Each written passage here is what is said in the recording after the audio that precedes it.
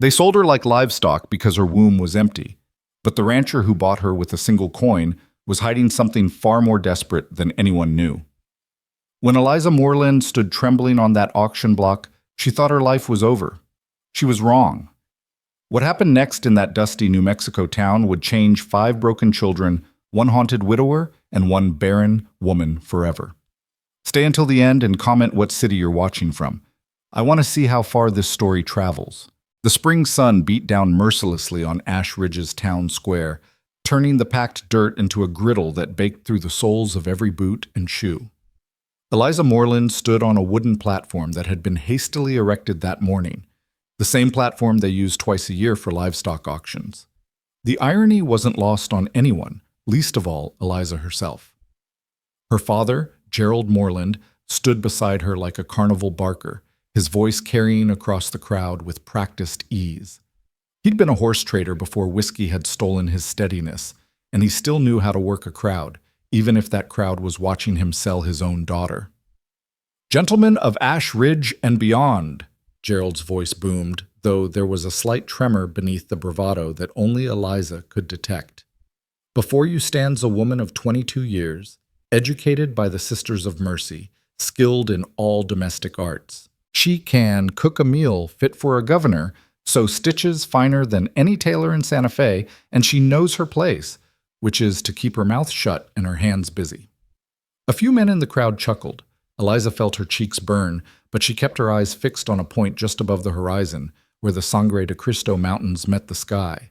Her mother had taught her that trick years ago, back when her mother still spoke to her, still acknowledged her existence.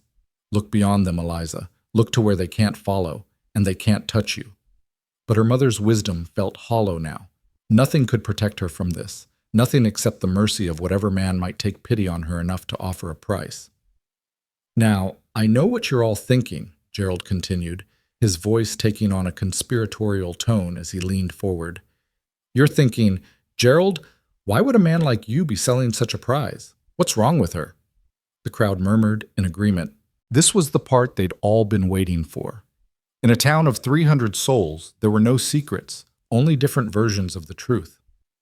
Gerald straightened, his face arranging itself into an expression of practiced sorrow. "My daughter was married 3 years to Harold Pemberton, God rest his soul.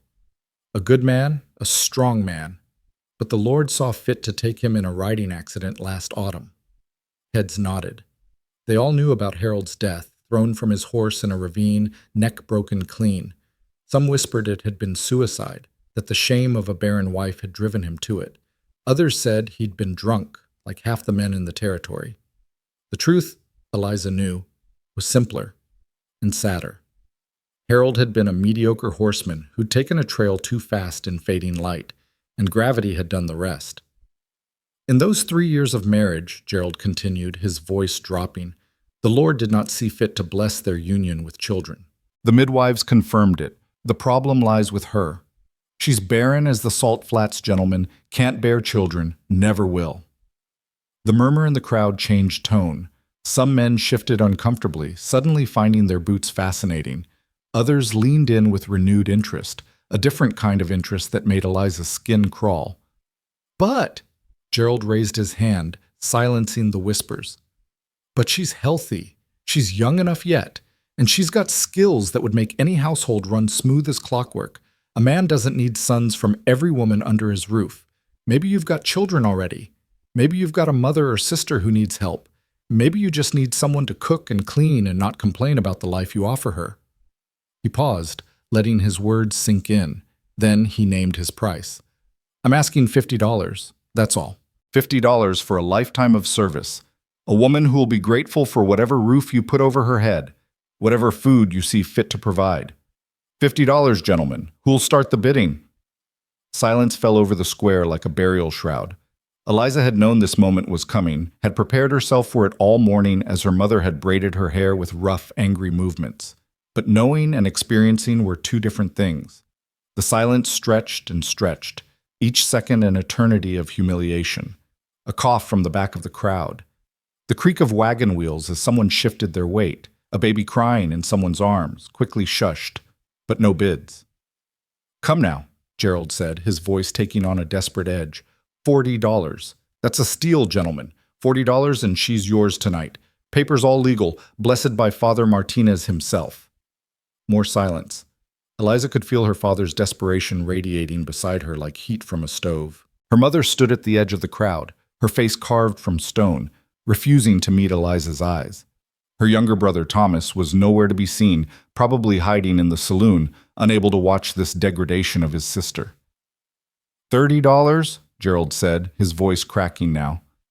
$30, gentlemen. That's less than a decent horse, less than a month's whiskey money. Surely one of you needs... Does she know how to handle children? The voice came from the back of the crowd, deep and rough as creek gravel.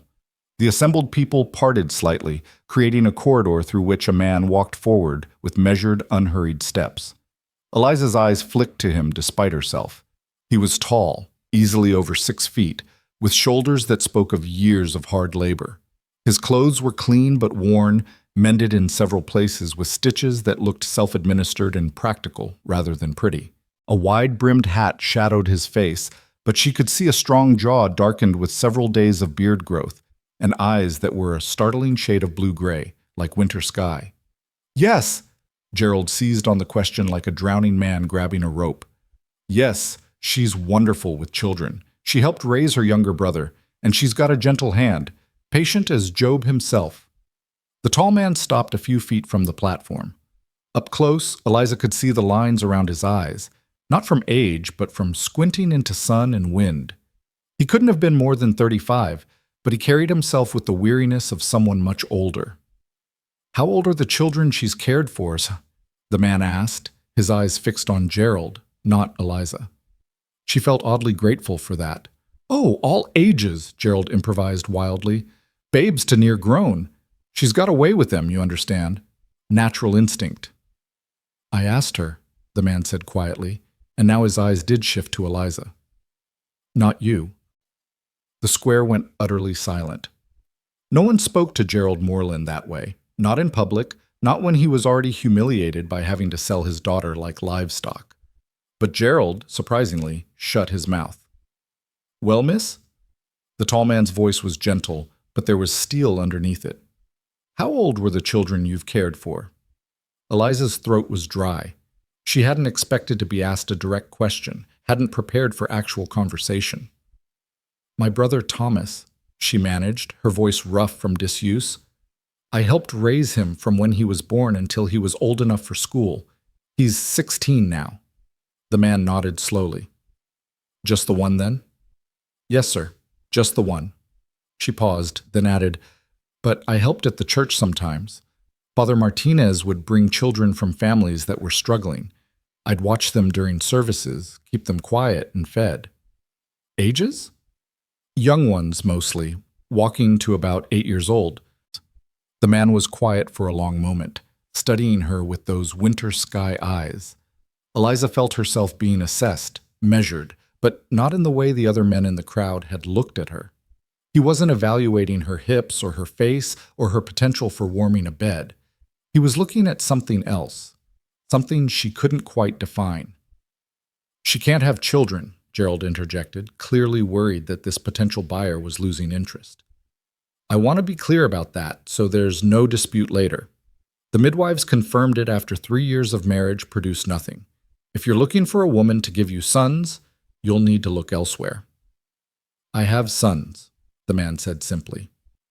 5 children total. Their mother died 16 months ago, influenza.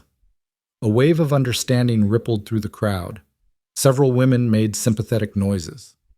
Losing a wife to influenza was common enough, but 5 children without a mother. That was a tragedy that hit different. 5?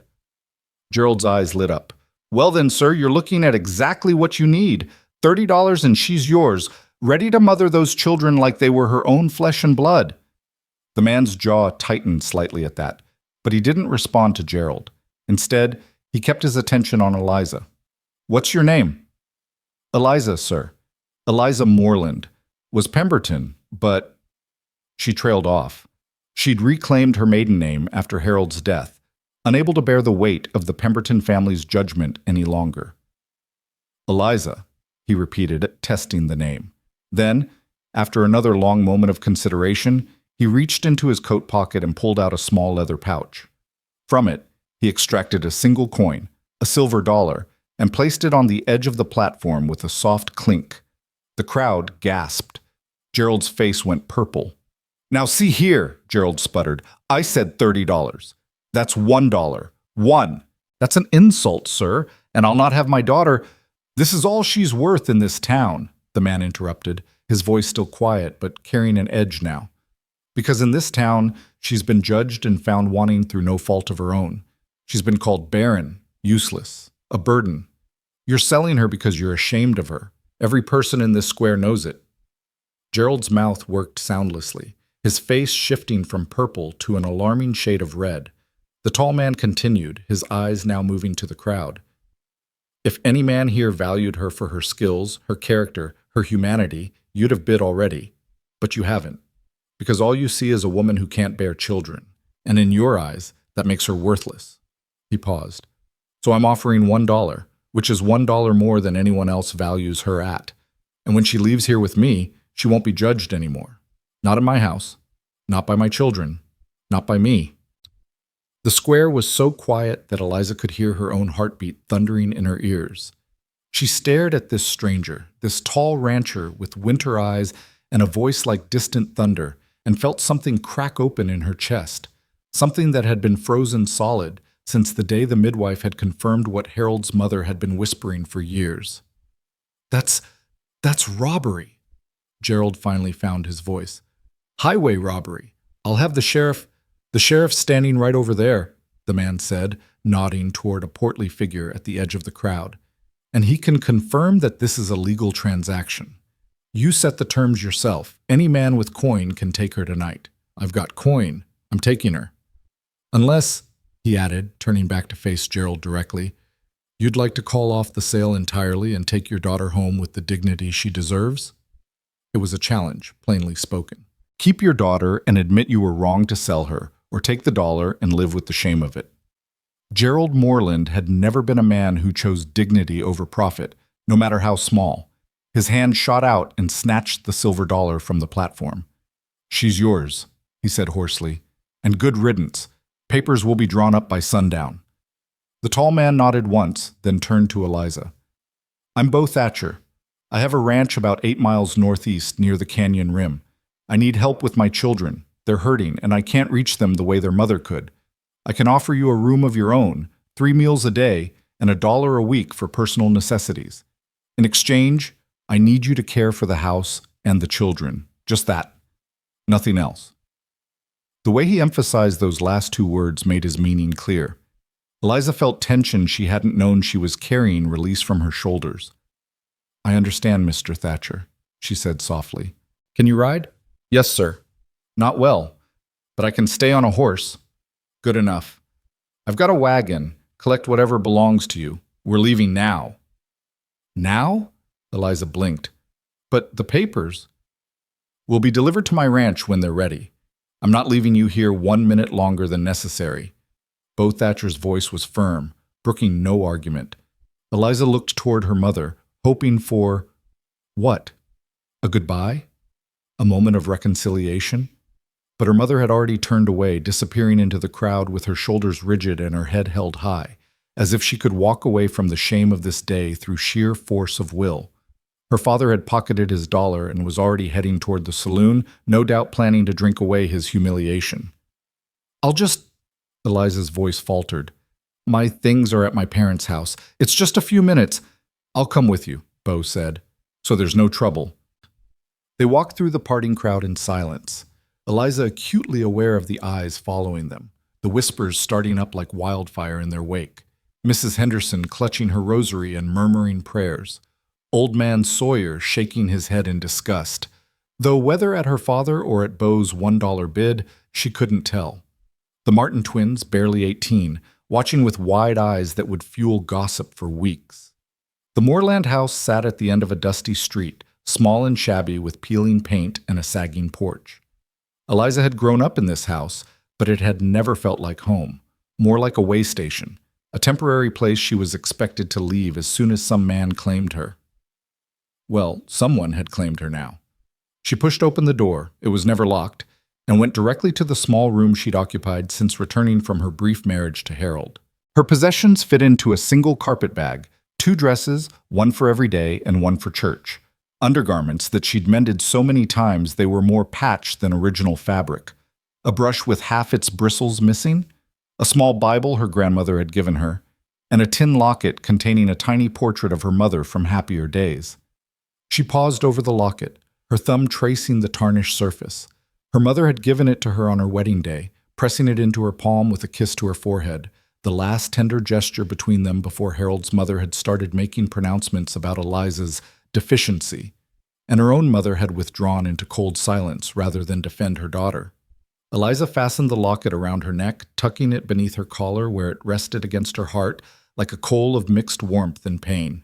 When she emerged from her room, Beau was standing in the front hallway, his hat in his hands, looking at the faded photographs on the wall. He turned as she appeared, his eyes going to the small carpet bag. "That's everything?" "Yes, sir." Something flickered across his face, pity, maybe, or anger on her behalf, but he didn't comment on how little she owned. Instead, he simply nodded and held the door open for her. "After you, Miss Moreland."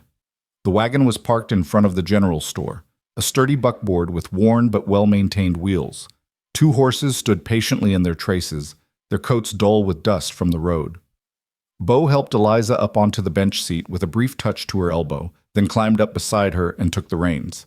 They left Ash Ridge behind without ceremony, the wagon wheels crunching over the packed dirt road as the sun began its descent toward the western horizon. Eliza didn't look back. There was nothing in that town she wanted to remember. For the first hour, they rode in silence. The landscape rolled past, scrub brush and scattered piñon pines, red rock formations jutting up from the earth like the bones of ancient giants. The air smelled of dust and sage, carried on a wind that never quite stopped blowing in this part of the territory. Eliza kept her hands folded in her lap, her carpet bag tucked securely at her feet. She wanted to ask questions about the children, about the ranch, about what exactly would be expected of her, but the silence felt too fragile to break. Beau Thatcher drove with the easy competence of someone who'd made this journey 1,000 times, his attention on the road ahead. Finally, as the sun touched the mountain peaks and painted the sky in shades of orange and deep purple, Beau spoke. "The children," he said, his voice rough from disuse, "they're not easy right now. The oldest, James, he's 12, thinks he's the man of the house since I'm gone so much managing the ranch. Then there's Matthew, he's 9, and he's angry. Angry at everything, at me for not saving their mother, at God for taking her, at the world for keep spinning when his stopped." Eliza listened, not interrupting. "Levi's 7, Beau continued. Quietest child you'll ever meet. Hasn't said more than a dozen words since the funeral. The twins are 5, Nathaniel and Mira. Mira's the only girl." He paused, his jaw tightening. "She doesn't understand why her mama doesn't come when she calls.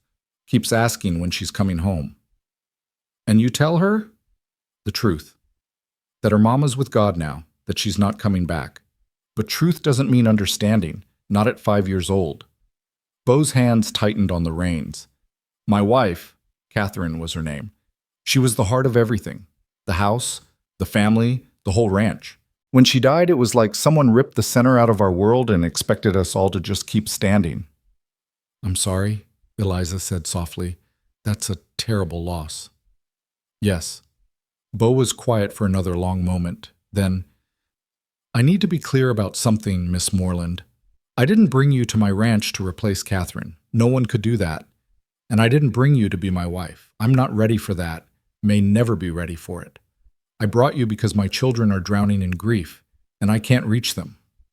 I'm not good with words, never have been. I can mend a fence, deliver a calf, break a horse, but I can't fix what's broken in my children's hearts." "I don't know if I can either," Eliza admitted. "I've never lost anyone the way they've lost their mother. I don't know if I'm capable of—" "I'm not asking you to fix them," Beau interrupted gently. "I'm just asking you to be there, to keep the house from falling apart, to make sure they eat and wash and sleep, to be a steady presence when everything else feels like it's crumbling. Can you do that?" Eliza thought about it, really thought about it. She'd spent the last year feeling like a failure, marked as defective by every person who'd known about her inability to conceive. She'd been measured against a standard she could never meet and found wanting every single time. But this man, this stranger who'd bought her for $1 and promised she wouldn't be judged anymore, was asking her to do something she might actually be capable of. Not to give birth, not to provide heirs, just to show up, to be present, to care. "Yes," she said, surprised by the steadiness in her own voice. "Yes, I can do that." Bo nodded, something like relief crossing his weather-beaten features. "Good, that's good." They rode on as twilight deepened into true night. Stars began appearing overhead, more stars than Eliza had ever seen from town, painting the sky in swaths of silver light. The temperature dropped quickly, as it always did in the high desert, and Eliza wrapped her thin shawl more tightly around her shoulders. Without a word, Bo reached behind the seat and pulled out a heavy wool blanket, offering it to her. "Thank you," Eliza murmured, draping it across her lap. It smelled of horse and leather and wood smoke, the scent of someone else's life, someone else's home. She was entering a world that had already been built without her, trying to fit into a space carved out by a dead woman's absence. The thought should have terrified her. Instead, she felt a strange sense of calm settling over her shoulders like the blanket. Maybe it was because the expectations were clear and achievable. Maybe it was because Bo Thatcher had looked at her with winter sky eyes and seen something other than her barrenness.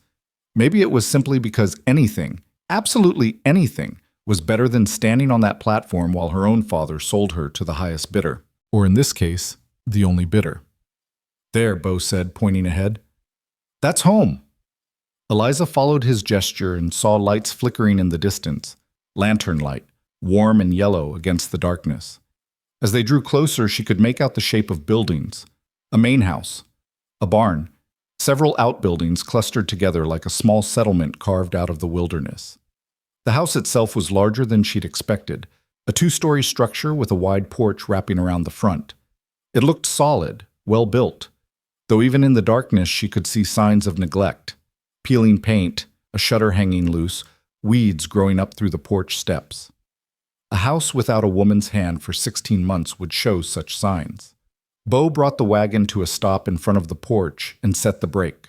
Before Eliza could move, the front door burst open and children spilled out, all 5 of them, illuminated by the lantern light behind them, staring at the wagon with expressions ranging from curiosity to outright hostility. "Pa!" The smallest one, Mira, Eliza guessed, ran down the steps despite the loose boards. "You were gone forever and ever." "Just since this morning, baby girl," Bo said, his voice softening in a way it hadn't during their entire journey. He climbed down from the wagon and swept the little girl up into his arms. "Were you good for James?" "She was a terror," said the tallest boy. James, clearly, with his father's build already showing in his shoulders and his mother's dark hair, his eyes fixed on Eliza with unmistakable suspicion. "Who's that?" "This is Miss Eliza Moreland," Bo said, setting Mira down and turning to help Eliza from the wagon. "She's going to be staying with us, helping with the house and looking after you children while I'm working." "We don't need looking after," James said flatly. "I've been managing just fine." "You burned the biscuits again this morning," piped up one of the twins, a boy with a gap-toothed grin. "And you put salt in the coffee instead of sugar." "Shut up, Nathaniel." "Boys," Bo's voice carried a warning. "Mind your manners. Miss Moreland, these are my sons, James, Matthew, Levi, and Nathaniel, and this is Mira." Eliza climbed down from the wagon, clutching her carpet bag, and faced the children. James was scowling openly. Matthew, the 9-year-old, stood with his arms crossed, and his jaw set in a way that reminded her painfully of her own brother when he was angry. Levi, true to his father's description, watched her with enormous eyes, but said nothing. The twins stood together, Nathaniel curious and Mira partially hiding behind her brother. "Hello," Eliza said, unsure whether to smile or maintain a serious expression. "I'm pleased to meet you all." Silence. The children stared at her like she was a puzzle they didn't particularly want to solve. "Is she going to be our new ma?" Mira asked, her voice small. "No," Bo said firmly. "Your ma is your ma, always will be. Miss Eliza is here to help, that's all." "We don't need help," James repeated, but there was less conviction in his voice now. He looked tired, Eliza realized, bone-deep tired in the way that came from carrying too much weight for too long. "Well, you've got it anyway," Bo said. "Now, James, take Miss Moreland's bag and show her to the spare room. The rest of you bed. It's late." "But bed. Now." The children dispersed, though not without plenty of foot-dragging and mutinous looks. James snatched Eliza's carpet bag with barely contained hostility and disappeared into the house. The others followed, casting looks back over their shoulders. Bo waited until they were inside, then turned to Eliza. In the lantern light, his face looked haggard, older than it had in the harsh sun of Ash Ridge. "I'm sorry," he said quietly. "They're not usually this rude, they're just protecting themselves," Eliza finished. "I understand. I'm a stranger, coming into their home, into their mother's space. Of course they're suspicious." Bo looked at her for a long moment, something like surprise flickering in his winter sky eyes. "You do understand." "I know what it's like to feel like the world is against you," Eliza said simply. "I know what it's like to build walls just to survive. Those children have walls I can't even see yet. But Mr. Thatcher, I meant what I said. I'll show up. I'll be here, whether they accept me or not." For the first time since she'd met him, Bo Thatcher smiled. It was a small smile, barely there, but it transformed his face from stern to almost gentle. "Come on," he said. "Let's get you settled." The interior of the house spoke of recent chaos and long-term neglect. Dishes were piled in the kitchen basin. Clothes hung haphazardly over chair backs. The floor needed sweeping, and dust coated every surface that wasn't in daily use. But underneath the disorder, Eliza could see the bones of a well-loved home. Handmade curtains, now faded. A dining table scarred with use but solidly built. Children's drawings pinned to the walls with careful placement. James was waiting at the top of the stairs, her carpet bag at his feet. "This is your room," he said shortly, pushing open a door. The room was small but clean, with a single window looking out over the front yard. A bed, a dresser, a washstand. Simple furnishings, but more than Eliza had expected. Someone, probably James, had made up the bed with sheets that smelled of sage and sunshine. "Thank you," Eliza said, meaning it. James's expression didn't soften. "My ma's things are in the attic. Pa couldn't bear to move them, so they're just sitting up there gathering dust. You're not to touch them. You're not to go in their bedroom, and you're not to think you can just walk in here and take her place, because you can't." Each word was like a small stone thrown with precision, meant to hurt. But Eliza had been hurt by experts, Harold's mother, her own parents, the whole town of Ash Ridge. A 12-year-old boy's anger, no matter how justified, couldn't touch her the way their judgment had. "I'm not here to take anyone's place, James," she said quietly. "I'm here to help, that's all." "We'll see," James said, and turned on his heel, leaving her alone in the small room with her carpet bag and her thoughts. Eliza sat on the edge of the bed, her hands trembling slightly now that she was finally alone. The enormity of what had happened today was beginning to sink in. This morning, she'd woken in her childhood bedroom in Ash Ridge, knowing her father planned to sell her but not believing it would actually happen. Tonight, she was in a stranger's house, 8 miles from everything she'd ever known, responsible for 5 grieving children who wanted nothing to do with her. She pulled the locket from beneath her collar and opened it, looking at the tiny portrait of her mother. The woman in the picture was smiling, young, full of hope, nothing like the cold stranger who'd turned away from her in the square today. "I'm sorry, Mama," Eliza thought. "I'm sorry I couldn't be what you wanted. I'm sorry I'm broken." But even as she thought it, Bo Thatcher's words echoed in her memory. "She won't be judged anymore. Not in my house. Maybe broken was all right here. Maybe broken could still be useful." Eliza changed into her nightgown, washed her face in the basin, and crawled between the sage-scented sheets. Through the thin walls, she could hear the sounds of the house settling, floorboards creaking, a child coughing, the distant sound of Bo's boots on the stairs. Tomorrow, she thought, she would begin the work of earning her place here. Tomorrow, she would face whatever challenges these children threw at her. Tomorrow, she would prove that a woman didn't need a working womb to have value. But tonight, alone in a strange room in a house full of grief, Eliza Moreland let herself cry for everything she'd lost and everything she might never have. She cried for her marriage, for her parents' love, for the children her body would never create. She cried for the woman she'd been expected to be and the woman she actually was. And somewhere in the depths of that grief, she found the smallest spark of something else. Not hope, exactly. Not yet, but possibility. The possibility that here, in this broken house with these broken children and this broken man, she might finally find a place where being broken was enough. Outside her window, the desert night sang with crickets and the distant howl of coyotes. The stars wheeled overhead in their ancient patterns, indifferent to human suffering, indifferent to human joy. And in the small room at the top of the stairs, Eliza Moreland closed her eyes and let exhaustion carry her into dreamless sleep. Tomorrow would come soon enough. Tomorrow, with all its trials and terrors and tiny mercies. Tomorrow, she would begin again. Dawn broke across the New Mexico territory with the subtlety of a hammer strike, all harsh light and immediate heat even in the early hours. Eliza woke to unfamiliar sounds, a rooster crowing somewhere close by, the lowing of cattle in the distance, and the unmistakable thunder of children's feet on wooden stairs. She sat up, momentarily disoriented by the strange room, the strange bed, the strange life she'd stepped into less than 12 hours ago. Her first instinct was to lie back down, to pull the covers over her head and pretend yesterday had been nothing more than a fever dream. But the sounds of the waking household wouldn't allow for cowardice.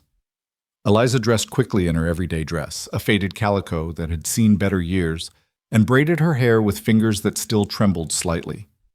Through the thin walls, she could hear voices raised in argument. "I told you to watch the stove, Matthew." "I did watch it. It's not my fault the pan was too hot." Everything's always someone else's fault with you, isn't it?" "Shut up, James. You're not Pa." "Boys, please." That last voice was smaller, younger, one of the twins, maybe. Eliza steeled herself and opened her door, stepping into the chaos that was apparently a normal Thatcher morning. The kitchen was a disaster of smoking pans, scattered flour, and 5 children in various states of dress and distress. James stood at the stove, wielding a spatula like a weapon, his face flushed with frustration and heat. Matthew sat at the table with his arms crossed, scowling at the world. Levi hovered near the window, watching everything with those enormous silent eyes. And the twins, both still in their nightclothes, were attempting to set the table with more enthusiasm than skill, resulting in forks scattered across the floor like autumn leaves. "Good morning," Eliza said, pitching her voice to carry over the commotion without shouting. 5 heads swiveled toward her. The room went abruptly, unnaturally quiet.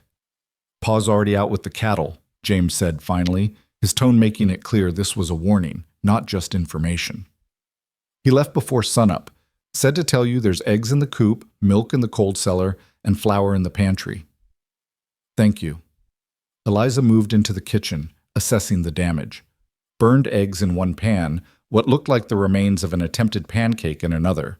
Coffee, boiling over on the back burner, filling the room with a bitter smell. "May I?" James stepped back from the stove with obvious relief masquerading as indifference.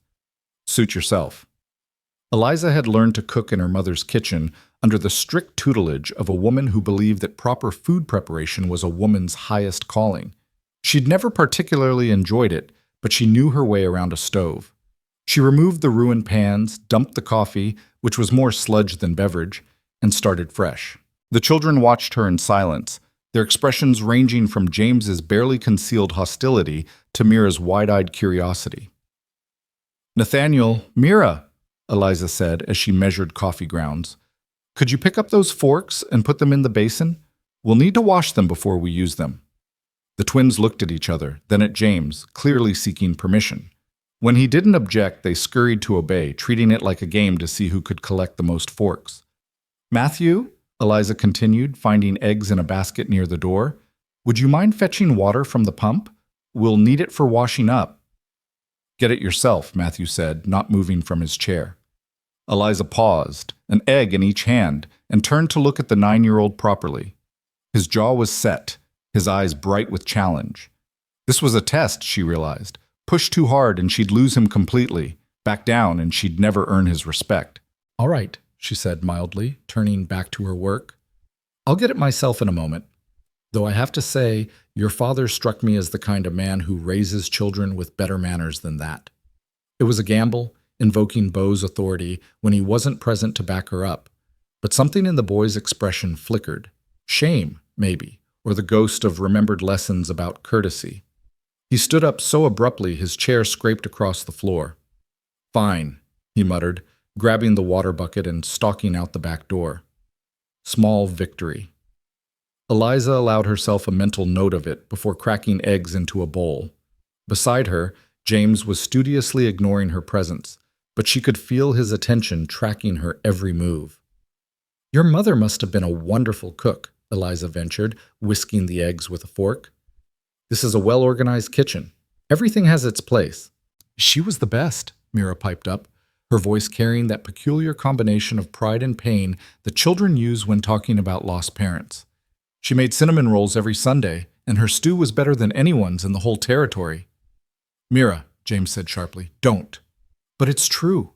And she sang while she cooked, and she let us help sometimes, and—" "I said don't!" James's voice cracked like a whip, and Mira's face crumpled.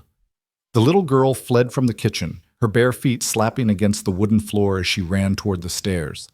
The silence that followed was suffocating. James stood rigid, his hands clenched into fists, his face a mask of anger barely containing grief. Nathaniel had frozen mid-fork collection, looking between his oldest brother and the doorway where his sister had disappeared.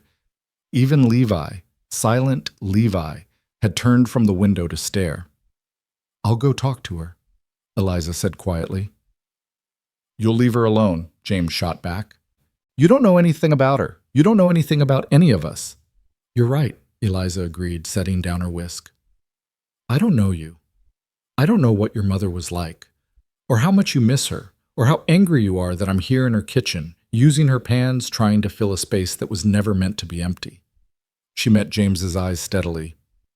"But I know what it's like to hurt James, and I know that taking that hurt out on your little sister isn't going to make it better. So I'm going to go check on her, and you're going to let me because that's what your father asked me to do." For a moment, she thought James might physically block her path. His whole body vibrated with the need to assert control, to maintain the fragile order he'd built in the 16 months since his mother's death. But something in Eliza's calm refusal to be cowed must have reached him because he stepped aside. "Don't expect her to like you," he said, his voice low and harsh. "Don't expect any of us to like you." "I don't," Eliza said honestly. "I just expect you to let me try." She found Mira in the room she apparently shared with her brothers, a cramped space with 2 sets of bunk beds and clothes strewn across every surface. The little girl was curled on the bottom bunk, clutching a rag doll that had seen better days, her small shoulders shaking with sobs. Eliza stood in the doorway for a moment, remembering her own childhood tears, the way her mother had sometimes held her and sometimes told her to stop being dramatic. She wasn't sure which approach would work here, or if any approach would work at all. But she'd told James she would try, and so she would try. "Mira?" Eliza lowered herself to sit on the floor beside the bed, not touching, just present. "Your brother didn't mean to yell at you. He's just hurting." "He's always mean now," Mira hiccuped into her doll. "He used to be nice before Mama died. He used to play with us and tell stories and make us laugh. Now he just yells all the time." "Grief does strange things to people," Eliza said softly. "It makes them angry at the wrong things, at the wrong people. Your brother's not really angry at you, sweetheart. He's angry at the world for taking your mother away. But you're here, and the world isn't, so sometimes the anger lands on you instead." Mira turned her tear-stained face toward Eliza, considering this. "Are you grieving too? Is that why you're here?" The question, asked with such innocent directness, hit Eliza like a physical blow. "In a way," she admitted. "I lost something too. Not a person, but a life I thought I was supposed to have. And when I lost it, I felt very angry and very sad, just like you feel about your mama." "Did it make you mean?" "Sometimes. I think sometimes I was mean to myself, in my head, telling myself I wasn't good enough, that I'd failed." Eliza paused, choosing her words carefully. "But then your father gave me a chance to try something different, to help someone instead of just feeling sorry for myself."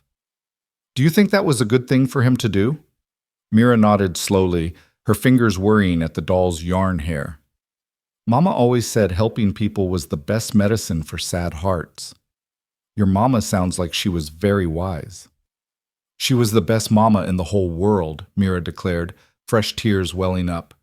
And I miss her so much my chest hurts, and nobody understands, not even Pa, because he's always working and he doesn't have time to talk about Mama anymore. Eliza's heart broke a little at that, at the image of this little girl carrying such a massive weight of grief with nowhere to put it down. She didn't have Bo's permission to make promises, didn't have the right to offer things that weren't hers to give, but she couldn't just sit here and do nothing. I can't be your mama, Mira, Eliza said gently. No one can be her except her, and she's gone. And that's the worst kind of unfair, but I can listen. If you want to talk about her, I can hold your hand when the missing gets too big. I can make sure you eat breakfast and get tucked in at night and have clean clothes to wear. Would that be all right? Would that be a help? Mira studied her with those enormous blue eyes, her father's eyes, weighing Eliza's words with the gravity of a much older person. Finally, she nodded. I guess that would be all right. But I'm still going to miss Mama. Of course you are, Eliza said. You should miss her. Missing her means you loved her, and love doesn't stop just because someone's gone. Really? Really? Mira sat up, wiping her nose on her nightgown sleeve in a way that suggested she'd been missing maternal guidance for longer than 16 months. Are you going to make breakfast? James always burns it. I was in the middle of making eggs when I came up here, Eliza said, pushing herself to her feet with a slight groan. Would you like to help me finish? The little girl's face brightened immediately. Mama used to let me crack eggs. I'm very good at it. Well, mostly good at it. Sometimes the shells get in there, but Pa says that's just extra crunch. Eliza held out her hand, and after only a moment's hesitation, Mira took it. Her small fingers were warm and slightly sticky, her grip surprisingly strong. Together, they descended the stairs and returned to the kitchen, where the boys had apparently negotiated a temporary truce in their absence. Matthew had returned with the water, though he'd slopped a good amount of it across the floor in the process. James had managed to scrape the burned remnants from the pans and was making a half-hearted attempt at setting the table properly. Levi remained at his post by the window, and Nathaniel was trying to fold napkins into elaborate shapes with more ambition than skill. Mira's going to help me finish breakfast, Eliza announced, guiding the little girl to a stool beside the stove. The rest of you, go get dressed properly. Breakfast will be ready in 15 minutes. You can't tell us what to do, Matthew said, but there was less conviction in it now, more rote recitation of an expected response. You're right. I can't force you to do anything, Eliza agreed pleasantly, pouring the whisked eggs into a heated pan slicked with butter. But I can choose not to serve breakfast to anyone who comes to the table in their nightclothes. House rules apply to everyone equally, or they don't apply at all. James's mouth twitched, not quite a smile, but something that might become one eventually. Come on, he told his brothers. You heard her, and you know Pa would say the same thing. The boys trooped out, leaving Eliza alone with Mira and the steadily cooking eggs. The little girl proved to be surprisingly capable in the kitchen, directing Eliza to the right cupboards for plates and the right drawer for utensils, chattering all the while about how her mother used to organize things and why everything was where it was. And this spoon, Mira said, holding up a wooden spoon worn smooth with use. This was Mama's favorite for stirring stew. She said it was lucky because Grandma gave it to her when she married Pa, and it had never broken or burned no matter how many pots of stew she made. Eliza took the spoon carefully, feeling the weight of it, the history embedded in its smooth wood. Then we should use it for something special, she said. What if we make stew for dinner tonight? Would you help me? Mira's whole face lit up. Really? You'll let me help with Mama's stew? If you teach me how she made it. I've never made stew in this kitchen before. I'll need a good teacher. The little girl practically vibrated with excitement. I know where she kept her recipe box. I'll show you after breakfast. By the time the boys returned, all dressed now, though Matthew's shirt was inside out, and Nathaniel had managed to button his vest wrong, Eliza had produced a passable breakfast of scrambled eggs, toasted bread, and fresh coffee that actually tasted like coffee instead of mud. It wasn't fancy, and it certainly wasn't the feast these children were probably used to from their mother, but it was hot and plentiful, and no one complained. Well, no one complained out loud. The look Matthew shot at his eggs suggested he was mentally cataloging every way they failed to meet his standards. But he ate them anyway, which Eliza counted as another small victory. Bo returned as they were finishing up, his hat dusty and his boots caked with mud from the fields. He paused in the doorway, taking in the scene. Children fed and dressed, kitchen more or less clean, Eliza at the stove washing the last of the pans. "Miss Moreland," he said, surprise evident in his voice. "You're up early." "The rooster was very insistent about that," Eliza replied, drying her hands on a towel that had definitely seen better days. "The children have eaten. There's coffee if you'd like some, and I can make you a plate." "No need. I ate before dawn." Bo removed his hat, running a hand through hair that was showing the first threads of silver at the temples. "But thank you. How did everything go?" His eyes flicked to his children as he asked, the real question underneath the polite words, "Did they make it impossible? Did they break you already?" "We managed just fine," Eliza said. "Mira was very helpful in showing me where things were kept, and we're planning to make stew for dinner tonight, if that's agreeable to you." Something complicated crossed Bo's face at that. Pain, maybe, or memory. "Catherine's stew was always my favorite," he said quietly. "Then we'll do our best to make it as good as she did," Eliza said, meeting his eyes steadily. "Mira tells me her mother kept a recipe box." "In the pantry, top shelf." Bo was quiet for a moment, then seemed to shake himself. "I need to head back out. There's fence line that needs mending before the cattle find the weak spots. James, you're with me. Matthew, I need you to feed the chickens and collect eggs. Nathaniel, you're on mucking duty in the barn. Levi," he paused, looking at his quietest son, "help Miss Moreland with whatever she needs. Can you do that?" Levi nodded silently, his enormous eyes solemn. "And Mira, you help your brother and Miss Moreland. Mind your manners and do as you're told." Bo settled his hat back on his head and turned toward the door, then paused. "Miss Moreland, if you need anything, ring the bell on the back porch. 2 long rings means trouble. Otherwise, I'll be back for dinner." "We'll be fine," Eliza assured him, with more confidence than she felt. Bo studied her for another long moment, as if weighing whether to believe her, then nodded and headed out with James trailing behind him, the 12-year-old's shoulders already taking on the set of a man's burden. The rest of the morning passed in a blur of domestic activity. Eliza discovered that the Thatcher household was desperately in need of the kind of deep cleaning that only happened when someone cared enough to notice the details. 16 months of grieving men and children had left its mark, dust in the corners, stains on the floors, windows that hadn't been properly washed in seasons. But underneath the neglect, she found evidence of Catherine Thatcher's careful stewardship. Carefully mended curtains, hand-embroidered dish towels, a sampler on the wall that read, "Bless this home," in neat cross-stitch. Every sign of a woman who had loved this place, who had poured her heart into making it more than just a house. Eliza worked steadily through the chaos, teaching Mira and the reluctant Nathaniel how to properly sweep a floor, how to dust without just moving the dirt from one place to another, how to shake out rugs and hang them to air. Levi shadowed them silently, occasionally picking up dropped items or moving furniture without being asked, his contribution wordless but appreciated. Matthew finished his chicken duties and disappeared to sulk somewhere. Eliza didn't press it. The boy needed space to feel whatever he was feeling, and she wasn't going to chase him down like a truant. By noon, the main room looked almost civilized. Eliza stood in the center of it, hands on her hips, surveying their work. The floors gleamed, the windows let in actual sunlight instead of filtered murk, and the air smelled of lemon oil and soap instead of stale grief. "It looks like it used to," Mira said softly, standing beside her. "When Mama was here." "Your Mama had good taste," Eliza said, "and she took care of things. We're just continuing what she started." Lunch was a simple affair of bread and cheese and apples from the cold cellar, eaten around the table with considerably less tension than breakfast had held. Even Matthew showed up, though he sat as far from Eliza as possible and refused to make eye contact. After lunch, Eliza sent the children outside to play. or in Matthew's case, to brood somewhere in the fresh air instead of inside, and set about tackling the stew. Catherine Thatcher's recipe box was exactly where Bo had said it would be, a carefully crafted wooden container with her initials carved into the lid.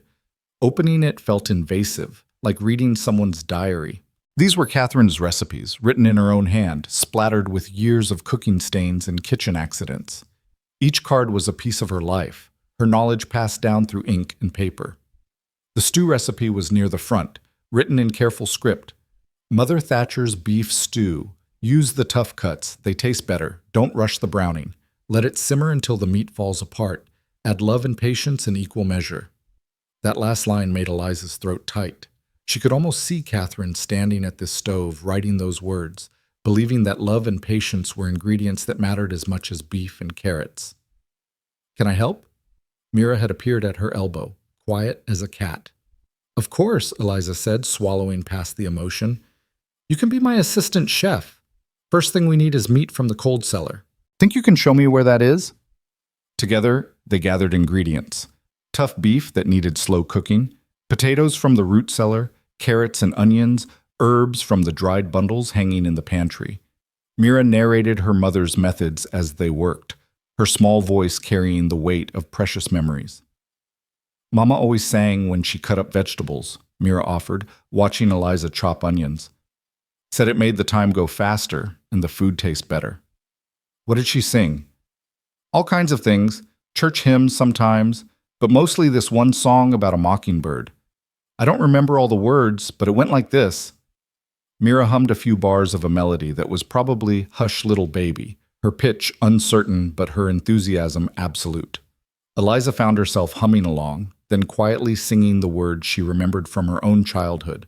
Her voice was nothing special, serviceable but plain, but it filled the kitchen with something other than silence and grief. By the time Bo and James returned, dusty and tired from their fence mending, the house smelled like home, like beef and herbs and fresh-baked biscuits, like effort and care, and the beginnings of healing. Bo stood in the doorway again, but this time his expression was different. Not surprise, but something deeper, something that looked almost like pain. Pa? James touched his father's arm. You all right? Fine, Bo said hoarsely. Just smells like it used to, that's all. He didn't say more, just moved to wash up at the basin.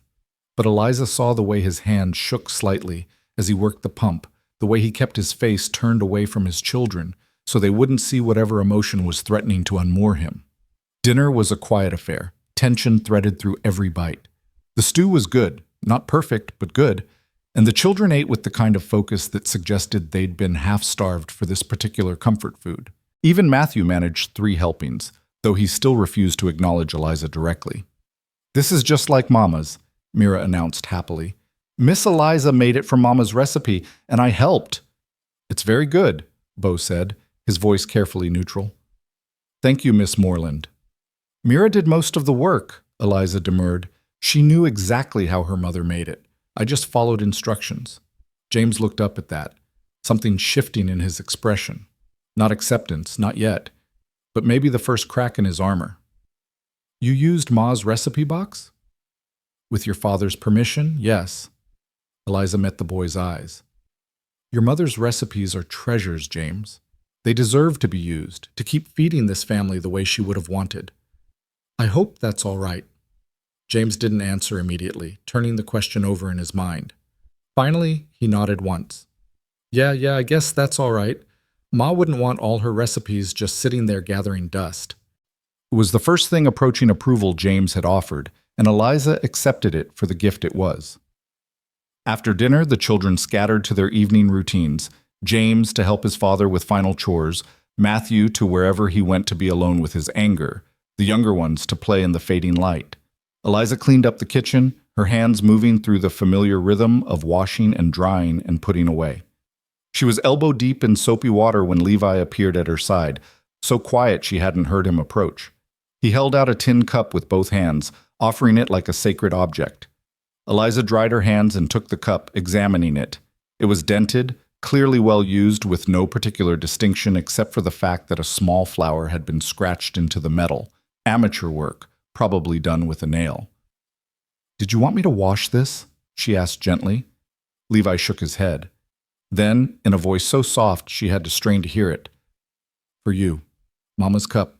She'd want you to have it." The words, coming from this silent child who hadn't said more than a dozen words since his mother's funeral, hit Eliza like a thunderclap. She knelt down, bringing herself to Levi's eye level, the cup cradled in her palms. "Levi, this is precious. Are you sure?" He nodded, his eyes enormous and solemn. Then, even softer, "You're nice to Mira. Mama would like that." Before Eliza could respond, before she could even process what this gesture meant, Levi had turned and fled, disappearing into the gathering dusk with the speed of a startled deer. Eliza stayed kneeling there for a long moment, this battered tin cup in her hands, tears she hadn't planned on crying sliding down her cheeks. She'd spent the last year being told she was worthless, being measured against an impossible standard and found wanting at every turn. And now this quiet little boy, who barely spoke to anyone, had given her his mother's cup and called her nice. It was such a small thing, such an impossibly small thing, but it felt like being handed a piece of the sun. "Miss Moreland?" Beau's voice from the doorway made her start. She stood quickly, swiping at her wet cheeks with the back of her hand, trying to compose herself. "I'm sorry," she said. Levi gave me this cup and I—" "Catherine's cup," Beau said quietly, stepping fully into the kitchen.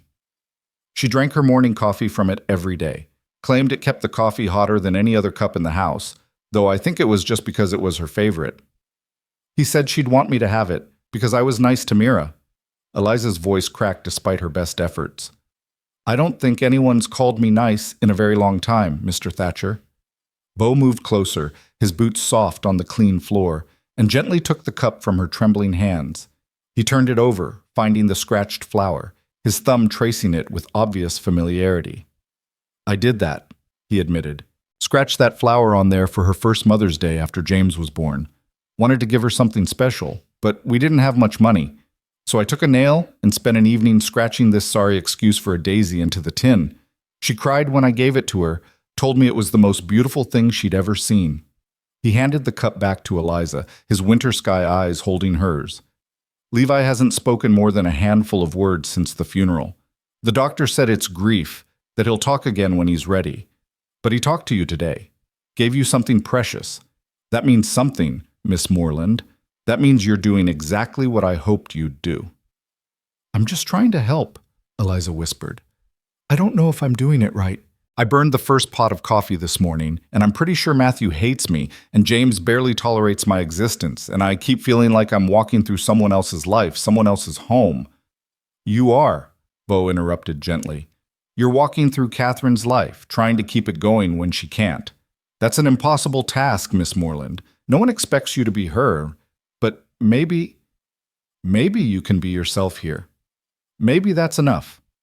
Eliza looked down at the cup in her hands, at the scratched flower that represented a young father's love for his wife, now entrusted to a stranger's care. "I hope so," she said. "I hope I'm enough for them. For all of you."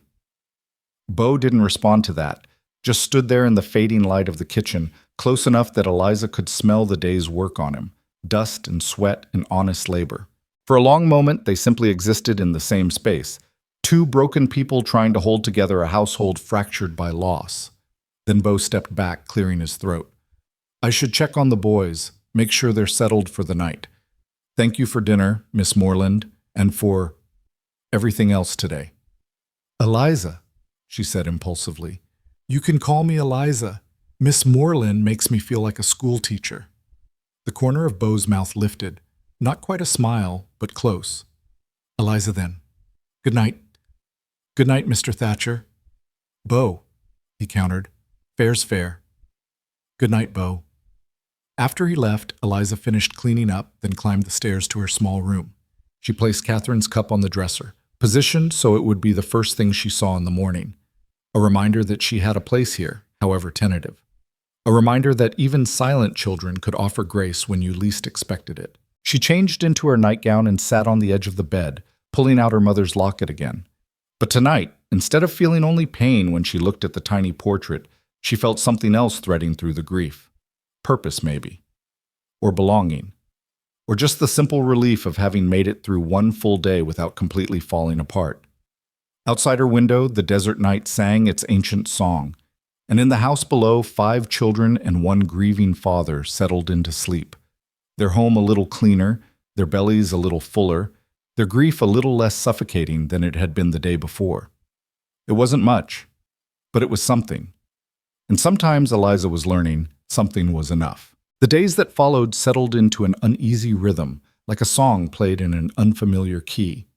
Eliza rose with the rooster each morning, her body slowly adjusting to the demands of ranch life, the early hours, the endless work, the New Mexico heat that turned the kitchen into an oven by midday. She cooked and cleaned and mended, her hands finding their way through Catherine Thatcher's routines, trying to honor what had been while carving out space for what could be. The children remained a complicated puzzle.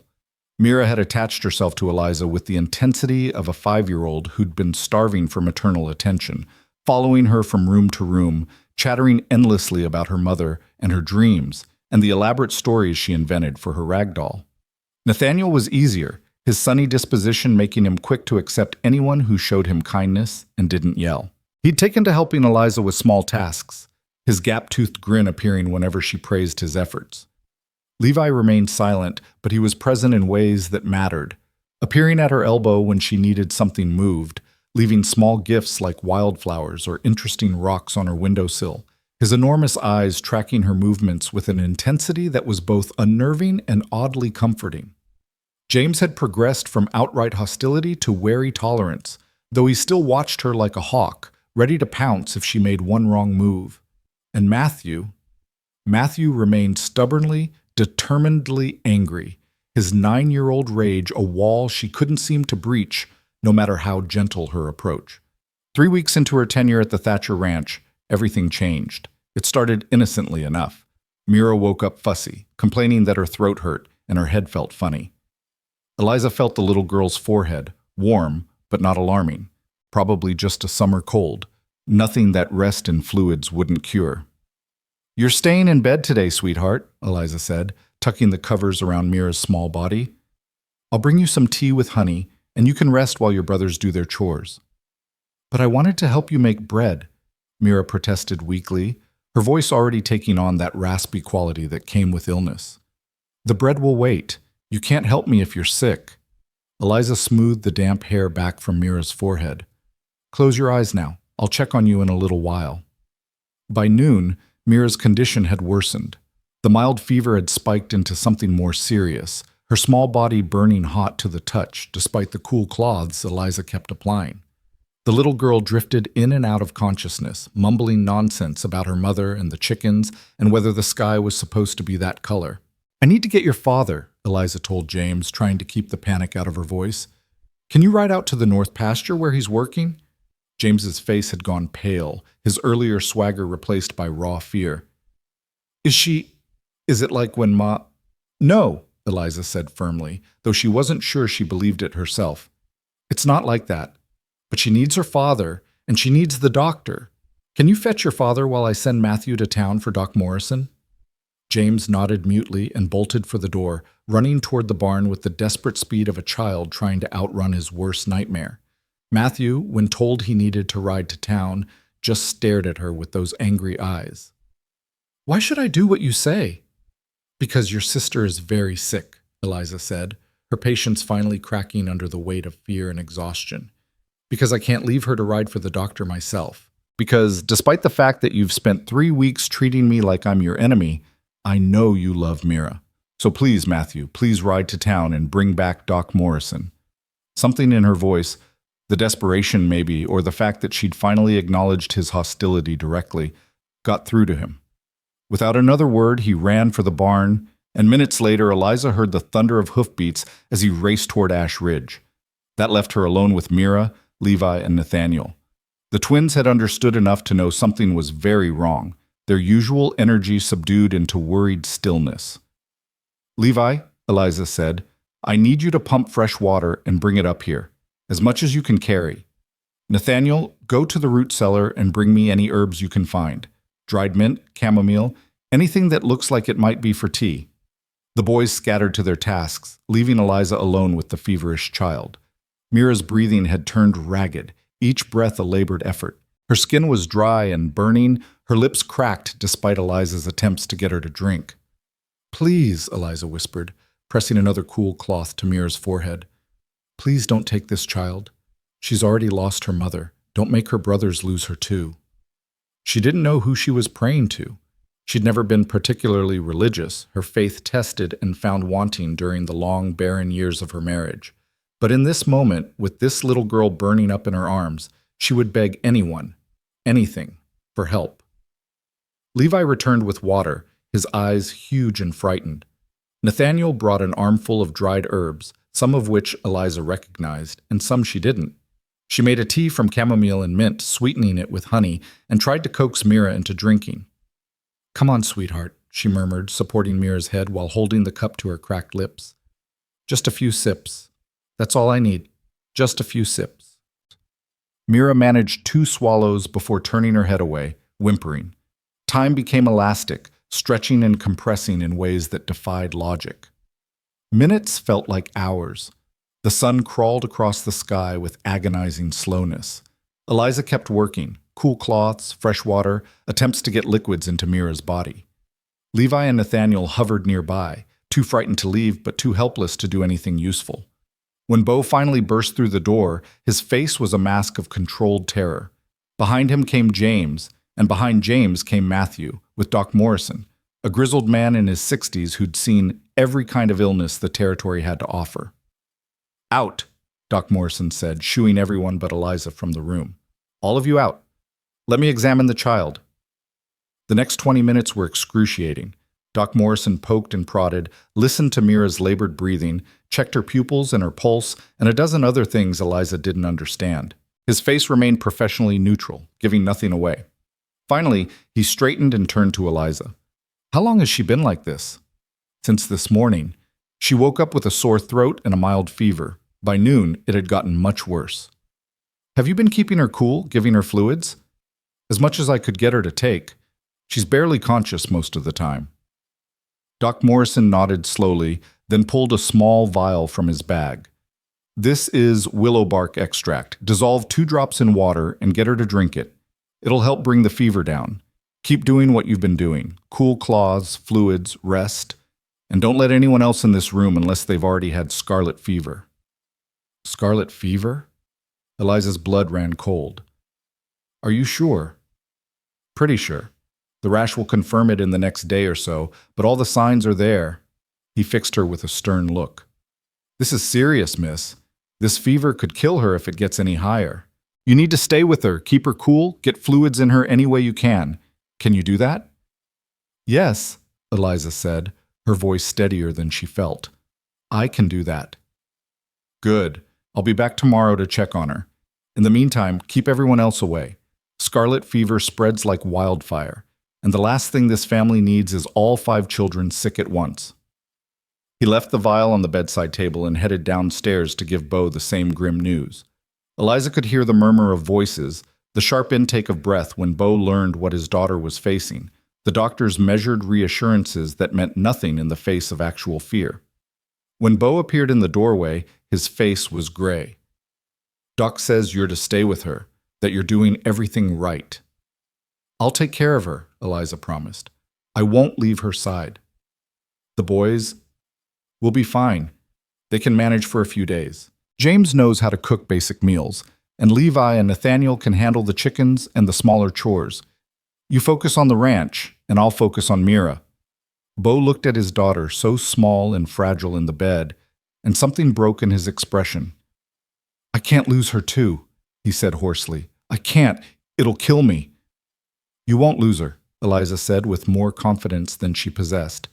"I won't let you lose her." He left then, because there was nothing else he could do, and Eliza settled in for the longest night of her life.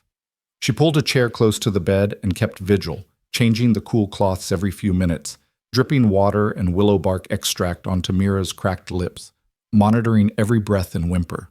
Levi brought her food she didn't eat. Nathaniel brought fresh water without being asked.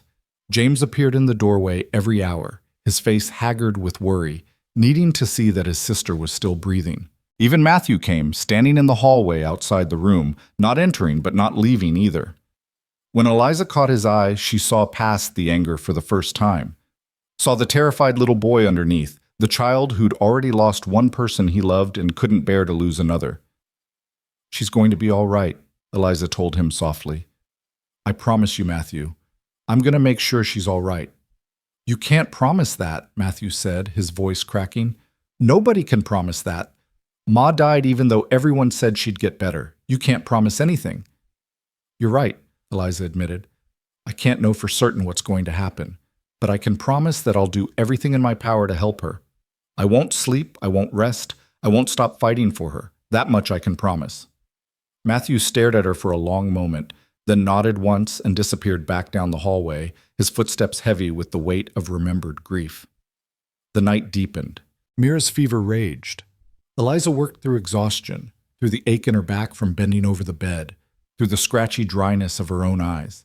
She sang every lullaby she could remember from her childhood, her voice rough but persistent. She told stories about brave little girls who fought dragons and won. She prayed in whispered fragments, bargaining with a God she wasn't sure was listening. Somewhere around 3 a.m, Mira's fever spiked higher. The little girl began thrashing, her small body convulsing with the heat, her skin so hot it hurt to touch. Eliza's calm cracked. "No, no, no," she whispered frantically, stripping away the blankets, pressing cool cloths everywhere she could reach. "Come on, sweetheart, come back to me. Come back." She worked with desperate efficiency, changing the water to make it colder, adding more willow bark extract, physically holding Mira still so she wouldn't hurt herself in her delirium. Tears streamed down her face, unchecked as she worked, her hands moving on instinct while her mind screamed prayers and pleas into the darkness. "You can't have her," Eliza said fiercely to the empty room, to whatever force decided who lived and who died. "I don't care what you took from me. I don't care that my body couldn't give life. I'm giving it now. I'm choosing this child, this life, this moment, and you can't have her." Time lost all meaning.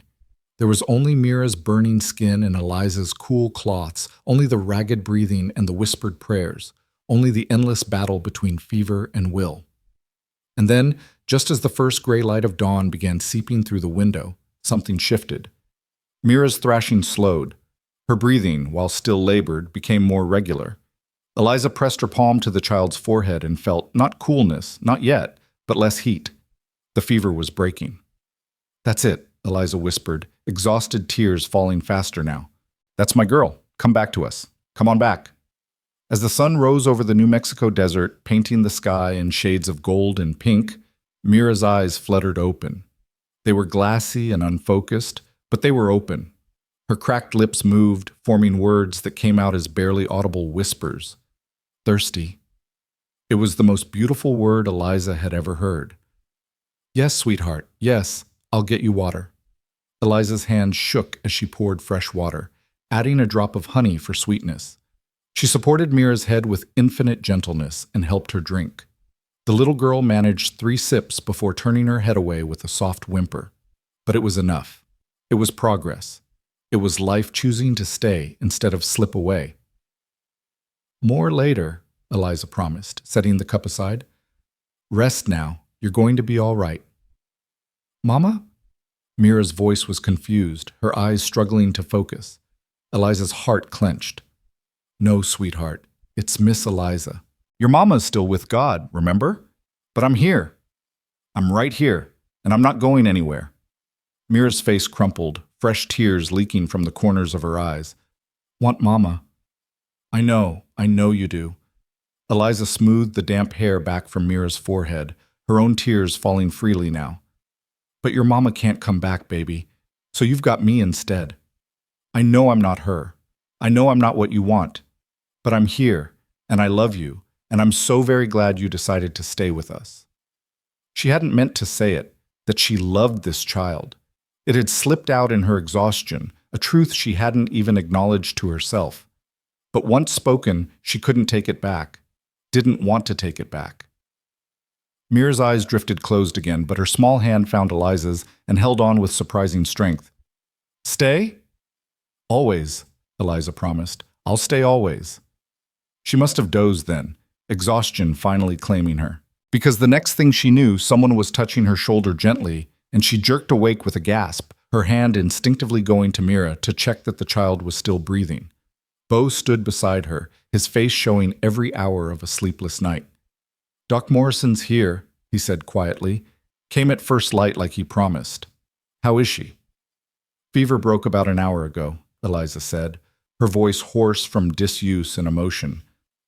She woke up, asked for water, managed a few sips. I think she's going to be all right." Something that might have been a sob caught in Bo's throat, but he swallowed it back. "You stayed all night. I told you I would. James said you barely ate, that you've been up here for almost 24 hours straight. Your daughter needed me," Eliza said simply. That mattered more than sleep or food. Doc Morrison appeared in the doorway then, his medical bag in hand. He examined Mira with efficient movements, his grizzled face betraying nothing until he'd completed his assessment. Finally, he straightened and turned to them with the first hint of a smile Eliza had seen on his craggy features. "She'll live," he pronounced. "Fever's broken, which is the biggest hurdle. She'll need rest for the next week or so, light foods, plenty of fluids. Keep her in bed even after she starts feeling better. Scarlet fever is tricky, and you don't want to relapse. But barring complications, she'll make a full recovery." Bo's knees seemed to buckle slightly, and he reached out to steady himself against the door frame. "Thank God," he whispered. "Thank God." "Thank Miss Moreland here," Doc Morrison said, packing up his instruments. "Most folks wouldn't have known what to do, or wouldn't have had the stamina to do it for so long. She saved your daughter's life, Mr. Thatcher. No question about it." He left them with instructions and another vial of willow bark extract, warning them to watch for the telltale rash that would confirm his scarlet fever diagnosis. After he'd gone, Bo and Eliza stood on either side of Mira's bed, watching the little girl sleep peacefully for the first time in 24 hours. "I don't know how to thank you," Bo said finally, his voice thick with emotion he was trying hard to control. "There aren't words big enough for what you did." "I didn't do anything special," Eliza protested. I stayed, that's all." "That's everything," Bo corrected. He turned to look at her fully, and Eliza became suddenly aware of how she must look, hair falling out of its braid, dress rumpled and stained with sweat and water, dark circles under her eyes from exhaustion. "You could have left this to the boys and me. You could have kept your distance, protected yourself from getting sick too. But you didn't. You stayed with her all night, fought for her like she was your own." "She is mine," Eliza said, the truth of it settling into her bones as she spoke. "Maybe not by blood, but by choice. I chose her, Bo. I chose all of them. And when you choose someone, you fight for them. You don't leave them to face the darkness alone."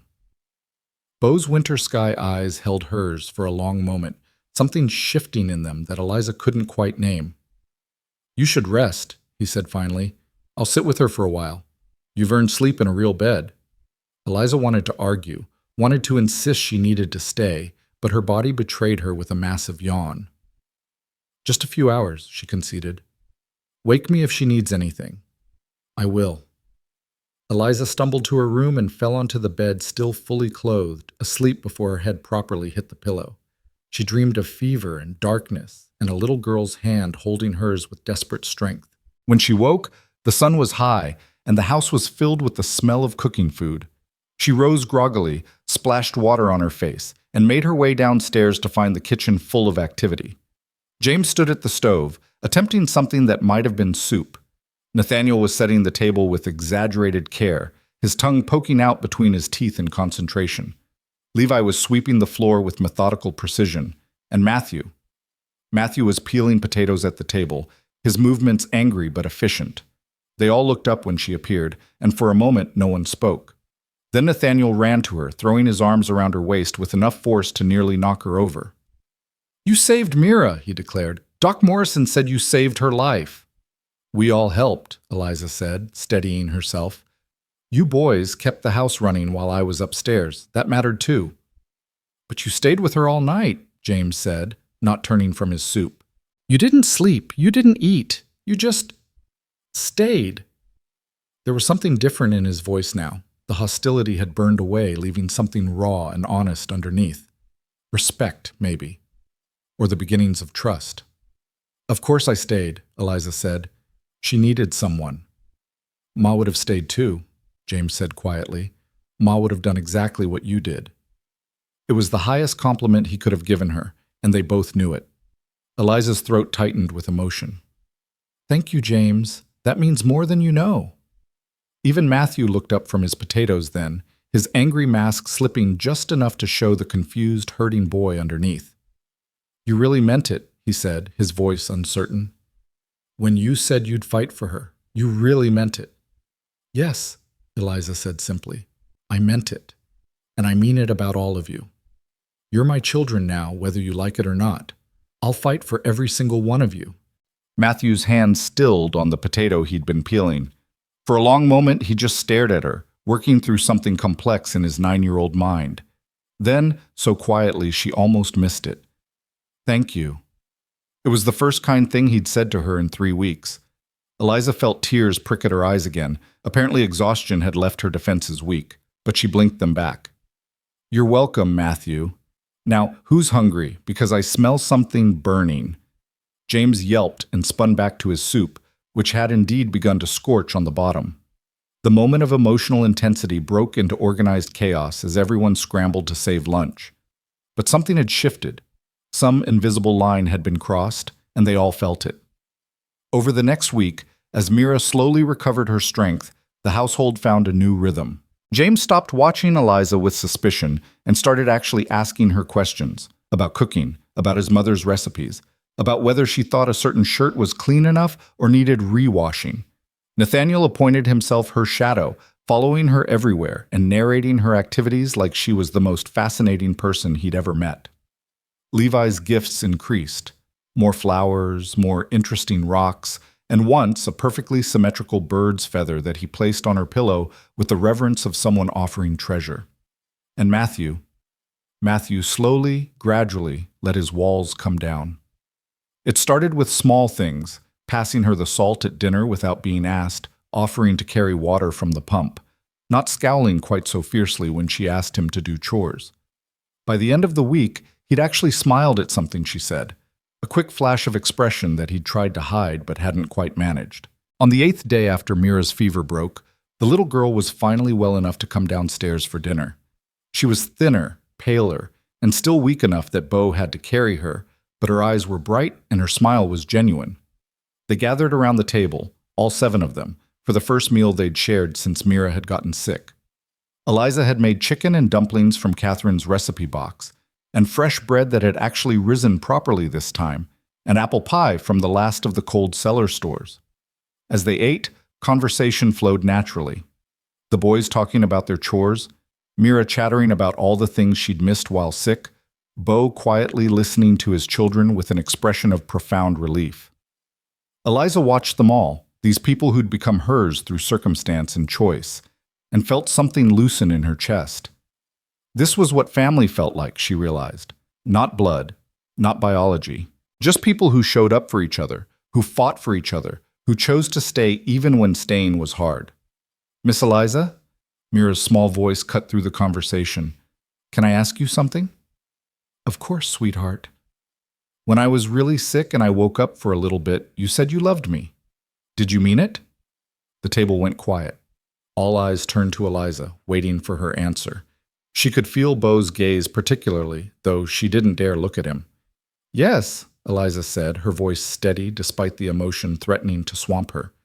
I meant it. I love you, Mira. I love all of you. Even me? Matthew asked, his voice small. Even though I was mean to you? Even you, Eliza confirmed. Especially you, Matthew, because I understand why you were angry, and I'm not going anywhere, no matter how much you push. Nathaniel beamed at her. I love you too, Miss Eliza. Levi, silent as always, simply reached across the table and squeezed her hand once before returning to his dinner, but the message was clear. James cleared his throat, his face flushing slightly.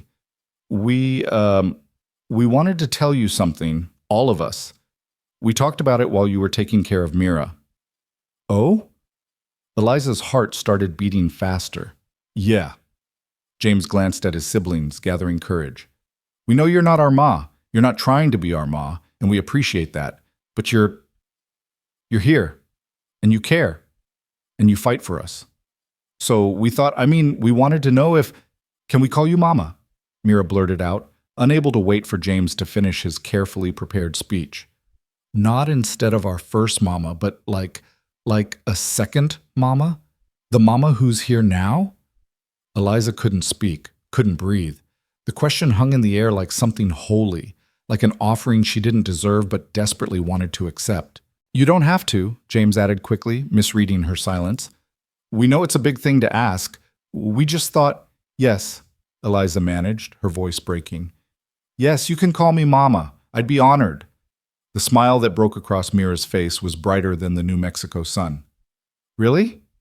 Really? Then can you tuck me in tonight, like a real mama would? Of course, baby girl. Of course I will.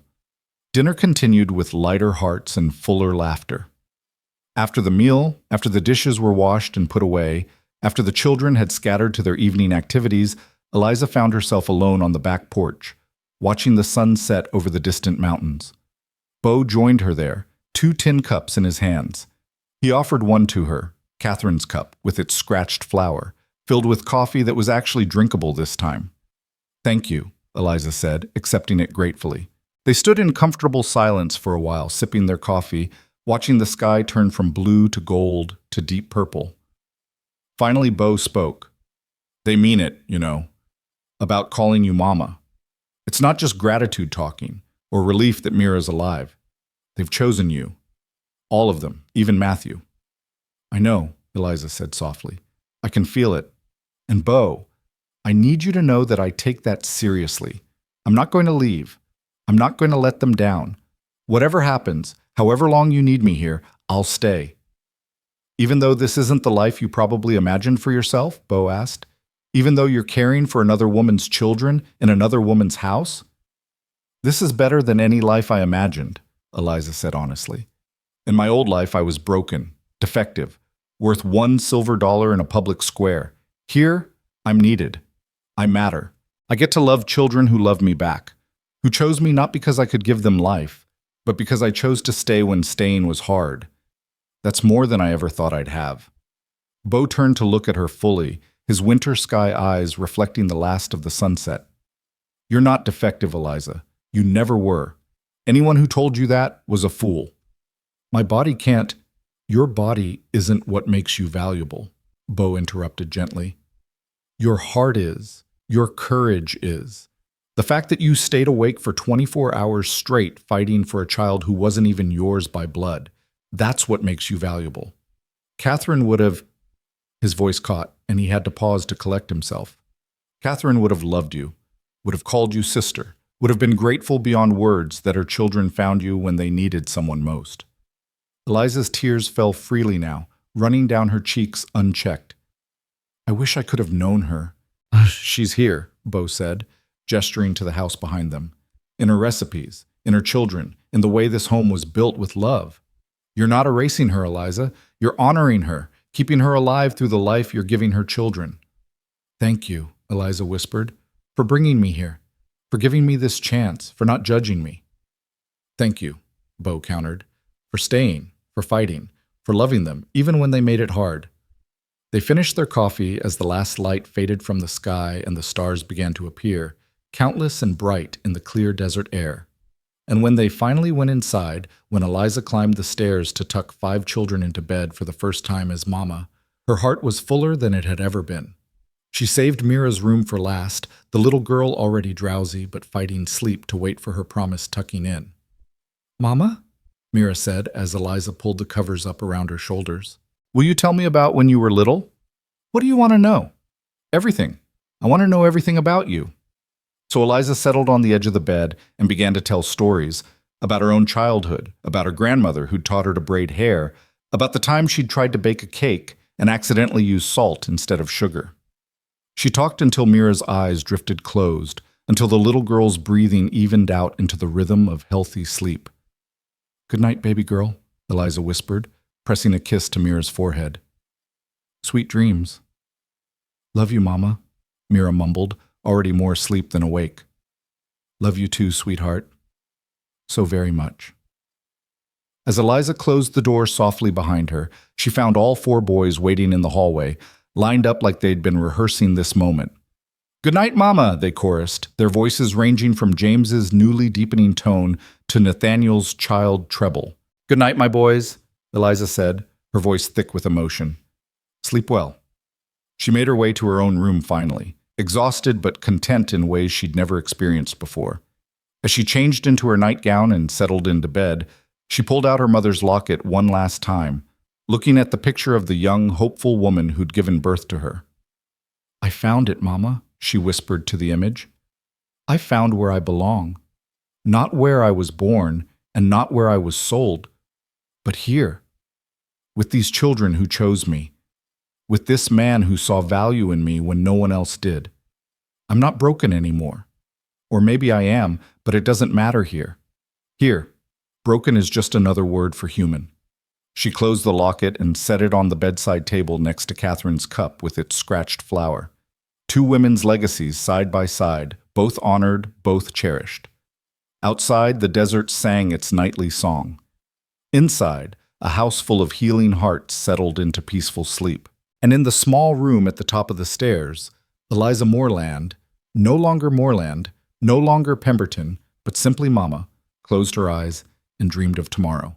Summer deepened into the kind of heat that made the air shimmer and dance, turning the New Mexico landscape into something that existed between earth and mirage.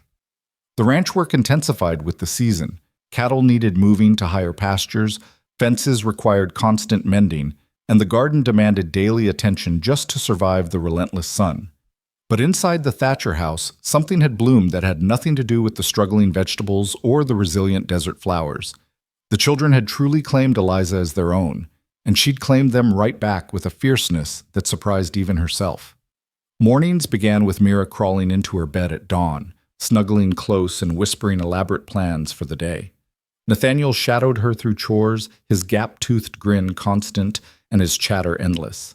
Levi spoke more now, not frequently, but in careful words that carried weight precisely because he used them so sparingly. James had become her right hand, anticipating needs before she voiced them, teaching her the rhythms of ranch life that his mother had known by heart. And Matthew had transformed from her fiercest opponent into her most devoted defender, quick to jump to her aid and quicker still to correct anyone who didn't show her proper respect. It was Matthew's devotion, actually, that led to the incident in town. 6 weeks after Mira's recovery, they needed supplies from Ash Ridge that couldn't wait for the monthly supply run. Flour and sugar had run dangerously low, and Doc Morrison had sent word that he had medicine for Eliza to pick up, a tonic he'd ordered special for building Mira's strength after her illness. "I'll go," Bo had said at breakfast, but Eliza shook her head. "You've got that fence line in the north pasture that can't wait. James told me about it last night. Said if it's not fixed today, you'll lose cattle to the ravine." She wiped her hands on her apron. Decision made. "I'll take the wagon to town. Matthew and Nathaniel can come with me for an extra set of hands." Bo had looked uncertain, his coffee cup pausing halfway to his lips. "Are you sure? The folks in Ash Ridge, they weren't exactly kind to you when you left." "Then they can practice being kind now," Eliza said with more confidence than she felt. "I'm not the woman they sold 6 weeks ago, Bo. I'm different now. I have a home, I have children, I have a place where I belong. They can't take that from me." Something flickered in Bo's eyes at that, pride maybe, or approval. "Take James too then, just in case there's trouble." So the 4 of them had set out after breakfast, the wagon rattling along the familiar road toward Ash Ridge. Eliza hadn't been back since the day of her sale, and as the town came into view, small and dusty and full of memories she'd rather forget, her resolve wavered slightly. "Mama?" Nathaniel, sitting beside her on the bench seat, touched her arm. "You're squeezing the reins real tight. Are your hands okay?" Eliza loosened her grip, realizing she'd been strangling the leather. "I'm fine, sweetheart. Just thinking." "About when Grandpa sold you?" Matthew asked from the back of the wagon, his voice carrying that edge of protective anger he got whenever anyone mentioned her past. "Because if anyone says anything mean to you, you'll mind your manners and be polite. Eliza interrupted firmly. We're here for supplies, not confrontation. We get what we need and go home. Understood? Yes, Mama, Matthew muttered, though his scowl suggested he was mentally cataloging potential insults and preparing responses. They pulled up in front of Henderson's General Store, the same building where Bo had loaded supplies the day he'd bought her. Eliza climbed down from the wagon with as much dignity as she could muster, smoothing her dress and straightening her bonnet. She'd worn her church dress today, not the faded everyday calico, but the nicer blue cotton that Catherine's skilled hands had sewn years ago, and that Eliza had carefully let out to fit her own frame. The bell above the door chimed as they entered, and Mrs. Henderson looked up from her counter. The woman's eyes widened in recognition, her mouth forming a small O of surprise. Mrs. She faltered, clearly unsure how to address the woman who'd been sold like property 6 weeks ago. Mrs. Thatcher, James supplied, his young voice carrying unexpected authority. This is our mother now. We need flour, sugar, salt, and whatever else is on this list. He handed over a paper covered in Eliza's careful handwriting. Mrs. Henderson took the list with trembling fingers, her eyes darting between Eliza and the children. Of course, right away. I'll get these things together for you. She scurried into the back room, leaving them alone in the store. Eliza could feel eyes on her from the street, curious townspeople peering through the windows, no doubt already spreading word that the barren woman had returned. Let them stare, Matthew said fiercely, moving closer to Eliza's side. They're just jealous because you're ours now and they don't have anyone half as good. Eliza's heart squeezed at the fierce loyalty in his voice. She rested her hand on his shoulder, giving it a gentle squeeze. Thank you, my love, but remember we don't need their approval. We have each other. Mrs. Henderson returned with their supplies, packing them with nervous efficiency. As she tallied the cost, the bell chimed again, and Eliza's stomach dropped. Harold Pemberton's mother swept into the store like a ship under full sail, all rustling black silk and righteous indignation. She'd been in mourning since Harold's death, and apparently planned to wear her grief like armor indefinitely. Margaret, she addressed Mrs. Henderson without looking at Eliza. I need black thread and... She stopped mid-sentence as her eyes landed on Eliza. You. The word was packed with enough venom to kill a rattlesnake. Eliza kept her expression neutral, her hands folded calmly in front of her. Mrs. Pemberton, I hope you're well. Well? The older woman's face flushed an alarming shade of purple. Well, you have the audacity to ask about my well-being when you're standing there dressed like you have some claim to respectability? When everyone knows what you are? That barren ghost who killed my son with her deficiency? Your son died in a riding accident, Eliza said quietly, feeling all 3 boys tense beside her. I'm sorry for your loss, truly I am, but his death wasn't my fault any more than my inability to conceive was. Inability? Mrs. Pemberton's voice rose to a screech. You're cursed, that's what you are. Cursed and useless, and don't you dare talk to our mama that way. Matthew stepped forward, his 9-year-old frame vibrating with rage. She's not cursed. She's the best mama in the whole territory, and she takes better care of us than you probably ever took care of anybody. Matthew, Eliza said warningly, but Mrs. Pemberton was already advancing on the boy like an avenging angel. How dare you speak to me that way, you impudent child? Someone should teach you proper respect for your elders. She reached out as if to grab Matthew's ear, but James was suddenly there, inserting himself between the angry woman and his younger brother. At 12, he was nearly as tall as Mrs. Pemberton, and he used every inch of that height now. Don't touch my brother, he said, his voice low and dangerous in a way that reminded Eliza startlingly of Bo. And don't insult our mother. She's worth 10 of anyone in this town, including you. Why, I never... Mrs. Pemberton sputtered. Margaret, are you hearing this? These wild children need discipline. And as for their so-called mother, she's our real mother, Nathaniel piped up, not to be left out. She stayed up all night when Mira was sick and saved her life. What have you ever done that was that brave?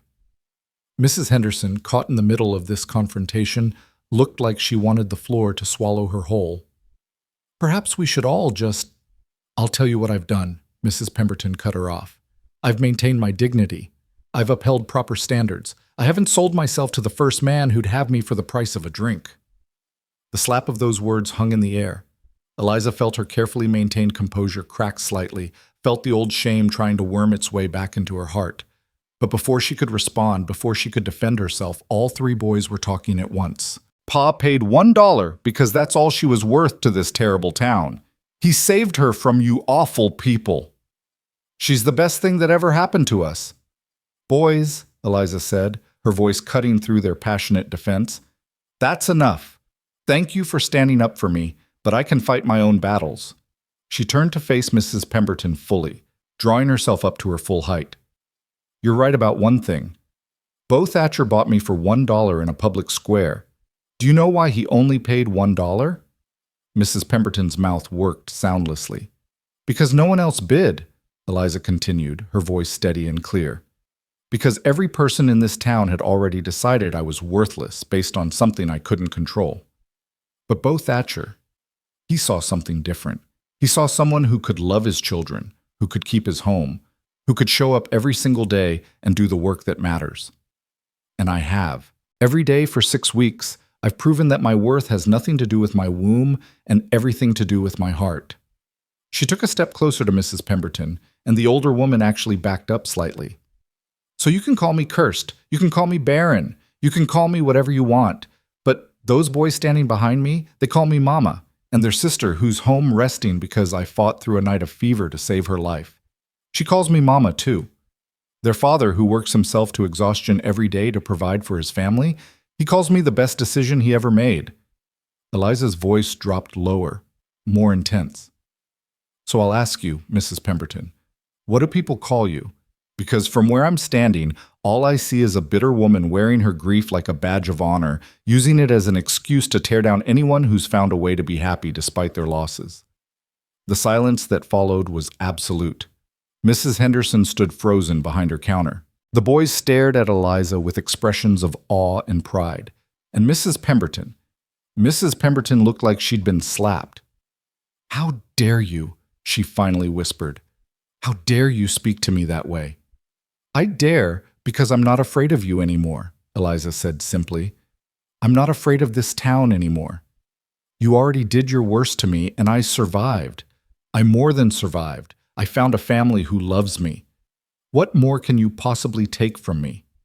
Mrs. Pemberton turned on her heel and stormed from the store, the bell chiming violently with her exit. In the aftermath, Eliza's hands started to shake, the adrenaline of confrontation finally catching up with her. "Mama, that was amazing," Nathaniel breathed. "You were like a hero in a story." "You made her run away," Matthew added with deep satisfaction. "She couldn't even think of anything to say back." James just looked at her with new respect in his eyes. "Pa was right," he said quietly. "You are the best decision he ever made." Mrs. Henderson cleared her throat nervously. "Your total comes to $3.47, Mrs. Thatcher, and I want you to know what you said was right. We were all wrong about you. I'm sorry for that." Eliza counted out the money with still trembling hands. "Thank you, Mrs. Henderson. That means more than you know." They loaded their supplies into the wagon and headed for Doc Morrison's office next. The doctor was waiting for them, a bottle of dark liquid in his hands. "Tonic for young Mira," he said, handing it to Eliza. "1 spoonful with breakfast every day for the next month. Should help rebuild her strength after that scarlet fever." "Thank you, doctor." Eliza tucked the bottle carefully into her bag. "How much do I owe you?" "Nothing," Doc Morrison said. "Consider it payment for the excellent nursing you provided. Not many folks could have brought that child through what you did. You've got a gift, Mrs. Thatcher." "It's just Eliza, please. Or Mama, if you ask the children." She smiled at that, still getting used to the title. "Mama suits you," the doctor said with a rare smile of his own. "Now get those boys home before they cause any more scenes. I already heard about the confrontation at Henderson's. News travels fast in a small town." Of course it did. Eliza ushered the boys back to the wagon, eager to be away from Ash Ridge and back to the safety of the ranch. But as they passed the town square, that cursed square where she'd stood on a platform 6 weeks ago, someone called her name. "Eliza! Eliza, wait!" She turned to see her brother Thomas running toward them, his 16-year-old frame all awkward angles and earnest desperation. She hadn't seen him since the day of her sale, and the sight of him now brought a complicated rush of emotions. "Thomas," she said, pulling the wagon to a stop. Her brother skidded to a halt beside them, breathing hard. "I heard you were in town. I've been hoping. I wanted to see you, to apologize." "For what?" "For not stopping Pa. For not standing up for you when he sold you like—" Thomas's voice cracked. "I should have done something. I should have protected you." Eliza climbed down from the wagon, leaving the boys watching with intense curiosity. She approached her little brother, not so little anymore, and saw the guilt eating him alive. "Thomas, you were 15 years old. What could you have done?" "Something. Anything. I could have told Pa I wouldn't let him do it. I could have made a scene, brought attention to how wrong it was. I could have—" He stopped, swallowing hard.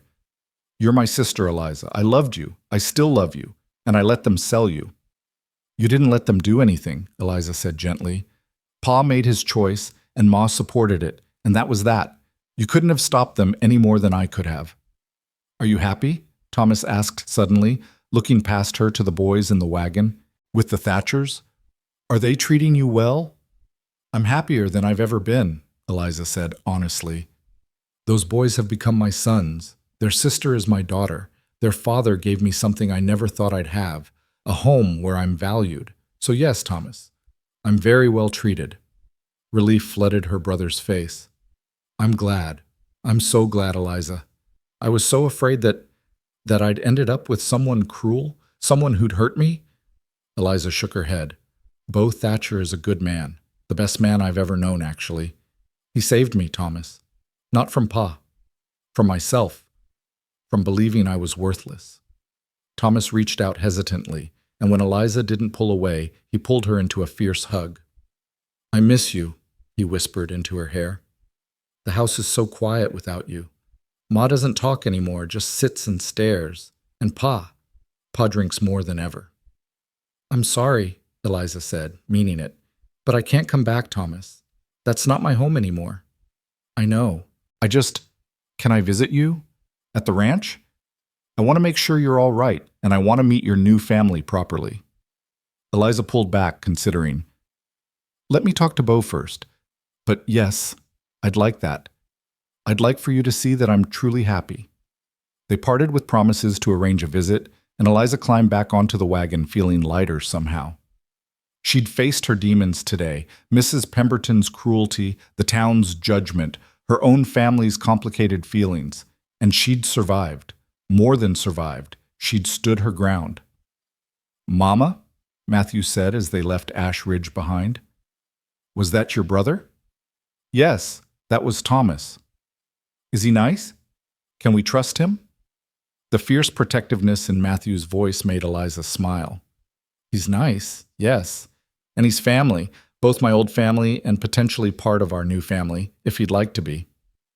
"Our family's getting bigger," Nathaniel observed happily. "First we got you, now maybe we'll get an uncle too."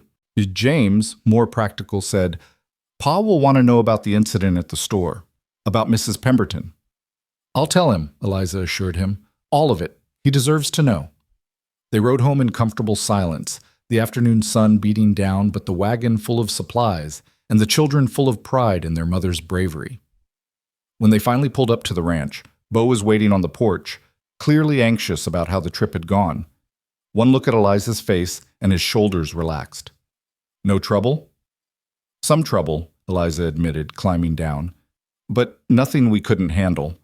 Boys, help unload these supplies. Your father and I need to talk." The boys scattered with the efficiency of well-trained soldiers, and Eliza followed Bo around to the back of the house, where they could have privacy. She told him everything. Mrs. Pemberton's venom, the boys' fierce defense, her own confrontation with the older woman, and finally, the unexpected reunion with Thomas. Bo listened in silence, his face unreadable. When she finished, he was quiet for a long moment, staring out at the distant mountains. "I should have gone with you," he said finally. "I needed to do this myself," Eliza countered. "I needed to prove to them and to myself that I'm not the broken woman they sold 6 weeks ago." "You were never broken," Bo said, turning to look at her with those winter sky eyes. but I understand needing to prove it to yourself. He paused. Your brother, do you want him to visit? If it's all right with you, he's the only family I have left who doesn't think I'm cursed. Of course it's all right. This is your home, Eliza. You can invite whoever you want. Bo hesitated, then added, The boys defended you well. Like little warriors, Eliza agreed with a smile. They were ready to take on the whole town for my honor. They love you. I love them too, more than I ever thought possible. Something shifted in Bo's expression at that, something she couldn't quite name. He took a step closer, close enough that she could feel the warmth radiating from his sun-heated skin. Eliza, I need to tell you something. I've been trying to find the right words for weeks now, but there never seems to be a right time, and… Pa! Mama! Mira's voice rang out from the house. Come quick, Levi's talking. They rushed inside to find all 5 children gathered in the main room, staring at Levi with expressions of shock and delight. The quiet boy stood in the center of them, his face flushed but his eyes bright. What happened? Bo demanded. Levi, son, are you all right? I'm fine, Pa, Levi said in his soft, careful voice. I just wanted to tell Mama something important, and it felt like the words were ready to come out, so I let them. What did you want to tell me, sweetheart? Eliza asked, kneeling down to his level. Levi looked at her with those enormous, solemn eyes. I wanted to say thank you for staying when Mama Mira was sick, for loving us even though we're not yours by blood, for being brave today in town when people were mean. You're a good mama, and I'm glad Pa brought you home. Eliza's vision blurred with tears. Oh, Levi, my sweet boy. I'm glad he brought me home too. So very glad. Levi stepped forward and wrapped his arms around her neck, hugging her with the fierce intensity of a child who'd been saving up affection for months. Eliza held him tight, feeling the last piece of her new family click into place. That evening, after the children were fed and bathed and tucked into bed, after the kitchen was cleaned and the house settled into nighttime quiet, Eliza found herself once again on the back porch with Bo. They'd fallen into this habit over the weeks, sharing the end of the day together, talking over coffee or just sitting in companionable silence. Tonight Bo seemed nervous, his coffee untouched in Catherine's cup that Eliza had insisted he reclaim for himself. You said you needed to tell me something earlier, Eliza prompted gently. Before Levi interrupted. Yes. Bo set down his cup and turned to face her fully. Eliza, I want you to know that I never intended, that is, when I brought you here, I only meant to hire help, someone to care for the children while I worked. That's all. I know that, Eliza said, confused by where this was going. But somewhere along the way, things changed. You changed from hired help to family. The children changed from tolerating you to loving you. And I… He stopped, running a hand through his hair in frustration. I'm making a mess of this. Bo, just say what you need to say. He met her eyes, and the intensity in his gaze made her breath catch. I'm not ready to marry again. Maybe I never will be. Catherine was… She was everything to me, and losing her nearly destroyed me. I can't imagine trying to build that kind of love again. Eliza's heart sank, even though she'd never dared to hope for anything beyond what they already had. I understand. But, Bo continued, reaching out to take her hand, I want you to know that you're not just hired help anymore. You're not just the woman who cares for my children. You're part of this family, Eliza, permanently, whether I ever marry again or not. Whether you stay as the children's mother or eventually decide to build a life elsewhere, you'll always have a home here. You'll always have us. Do you understand? I'm not going anywhere, Eliza whispered. This is my home. You're my family. I don't need marriage or a title beyond Mama. I just need this life we've built together. Relief flooded Bo's face. Good. That's good. I just needed you to know that you're secure here. That I'm not going to suddenly decide I don't need you anymore, or that you've fulfilled your purpose and can leave. You're ours, Eliza, for as long as you want to be. Forever then, Eliza said, squeezing his hand. I want to be yours forever. They sat together in the darkness, holding hands like children seeking comfort, like friends bound by something deeper than romance. And overhead, the stars wheeled in their ancient patterns, bearing witness to a family that had been broken and was slowly, painfully, beautifully healing itself back together. Inside the house, 5 children slept peacefully, secure in the knowledge that their mama would be there in the morning and the morning after that, and all the mornings stretching out into a future that finally felt safe. And on the back porch, 2 adults who'd each lost everything found themselves grateful for what they'd found in each other. Not passion, perhaps, but partnership. Not romance, but respect. Not the love songs promised, but something steadier, something that just might last. Autumn arrived with unexpected gentleness, the brutal summer heat giving way to cooler mornings and evenings painted in shades of gold. The change in seasons brought its own rhythm to the ranch. Harvest time, preparations for winter, the constant cycle of work that never truly ended but shifted its focus with the turning of the year. Eliza had been with the Thatchers for 4 months now, and the transformation was complete. She no longer felt like an outsider looking in, no longer questioned her right to make decisions or discipline the children or rearrange the kitchen to suit her preferences. This was her home. These were her children, and she'd earned every inch of belonging through sweat and tears and stubborn refusal to give up. The garden had become her special project, the one place where she could pour her energy into creating something from nothing. Catherine's garden had died during those first grief-stricken months after her death, untended, unwatered, left to wither in the harsh New Mexico sun. Eliza had spent weeks clearing the dead plants, turning the soil, coaxing life back into earth that had gone dormant. It was grueling work. The drought that had settled over the territory made every drop of water precious, every seed a gamble. But Eliza refused to let the garden die completely.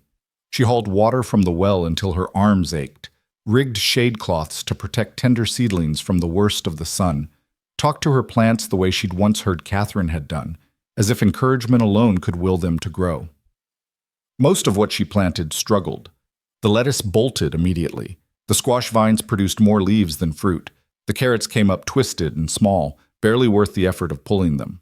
But in one corner of the garden, against all odds and logic, a single tomato plant had taken root and thrived. Eliza discovered the first tomato on a morning when everything else seemed to be going wrong. James had torn his only good shirt on a fence post. Matthew had gotten into an argument with Nathaniel over whose turn it was to feed the chickens. Mira had woken up crying from a nightmare about her mother that left her clingy and inconsolable. And Bo had been distant for days, preoccupied with something he wouldn't discuss, his usual steady presence replaced by distracted silences. She'd escaped to the garden seeking a moment of peace, and found instead a miracle, one perfect red tomato, impossibly bright against the dusty green of its vine, round and ripe and beautiful. Eliza knelt beside it, her fingers trembling as she touched the smooth skin, and felt tears sliding down her cheeks before she'd even realized she was crying. "You made it," she whispered to the tomato, to the garden, to herself. "Despite everything, you made it." "Eliza?" She looked up to find Bo standing at the garden's edge, his hat in his hands, his expression concerned. She hadn't heard him approach, had been too lost in her moment of unexpected victory. "I'm fine," she said quickly, wiping at her tears with dirt-stained hands. "Just being silly over a tomato." "That's not silly," Bo said, moving closer. "That's the first thing we've successfully grown since Catherine died. She'd be proud of you for bringing the garden back to life." "It's just one tomato," Eliza protested. "Everything else is barely surviving." "But this one is thriving," Bo countered, kneeling beside her.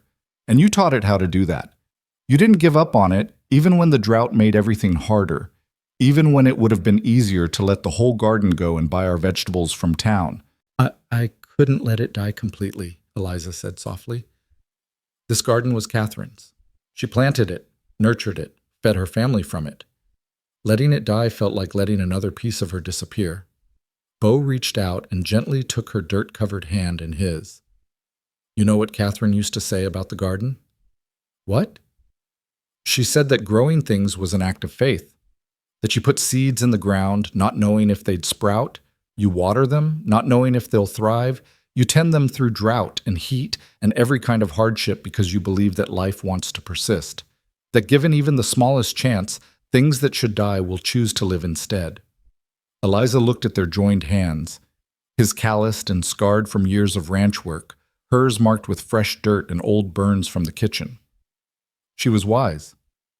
She was, Bo agreed. And she'd recognize that same wisdom in you, Eliza. You're doing the same thing with this family that you did with this garden. You took something that was dying and gave it a reason to live again. I didn't do it alone. You were here. The children were here. We were surviving, Bo interrupted, just barely making it from one day to the next. You taught us how to thrive again, how to find joy in small things, how to believe that life could be good even after loss. He paused, his thumb tracing circles on the back of her hand. I need to tell you something I should have told you weeks ago. Eliza's heart started beating faster. What is it? Before Bo could answer, Matthew's voice rang out from the house. Mama, Mama, there's people coming. Fancy people in a wagon. Bo stood quickly, pulling Eliza to her feet. They moved to the front of the house where all 5 children had gathered on the porch, staring at an approaching wagon that was indeed far fancier than anything usually seen on ranch roads. As it drew closer, Eliza recognized the driver, Samuel Hutchins, a lawyer from Santa Fe who occasionally did business in Ash Ridge, but it was the passengers who made her breath catch. 2 men in suits that cost more than most families earned in a year, their faces serious and official. Stay with the children, Bo said quietly. Let me handle this. But Eliza had a sinking feeling that whatever these men wanted, it involved her. She gathered the children close, her arms around Mira and Nathaniel, while the older boys flanked her protectively. Samuel Hutchins climbed down from the wagon, doffing his hat respectfully. Mr. Thatcher, Mrs. Thatcher, my apologies for arriving unannounced, but these gentlemen insisted on making the journey as soon as they heard. He gestured to his passengers, who were descending with the careful movements of men unused to wagon travel. This is Mr. Theodore Carlyle and Mr. James Worth, representatives of the Territorial Family Court. Eliza's stomach dropped. Family Court.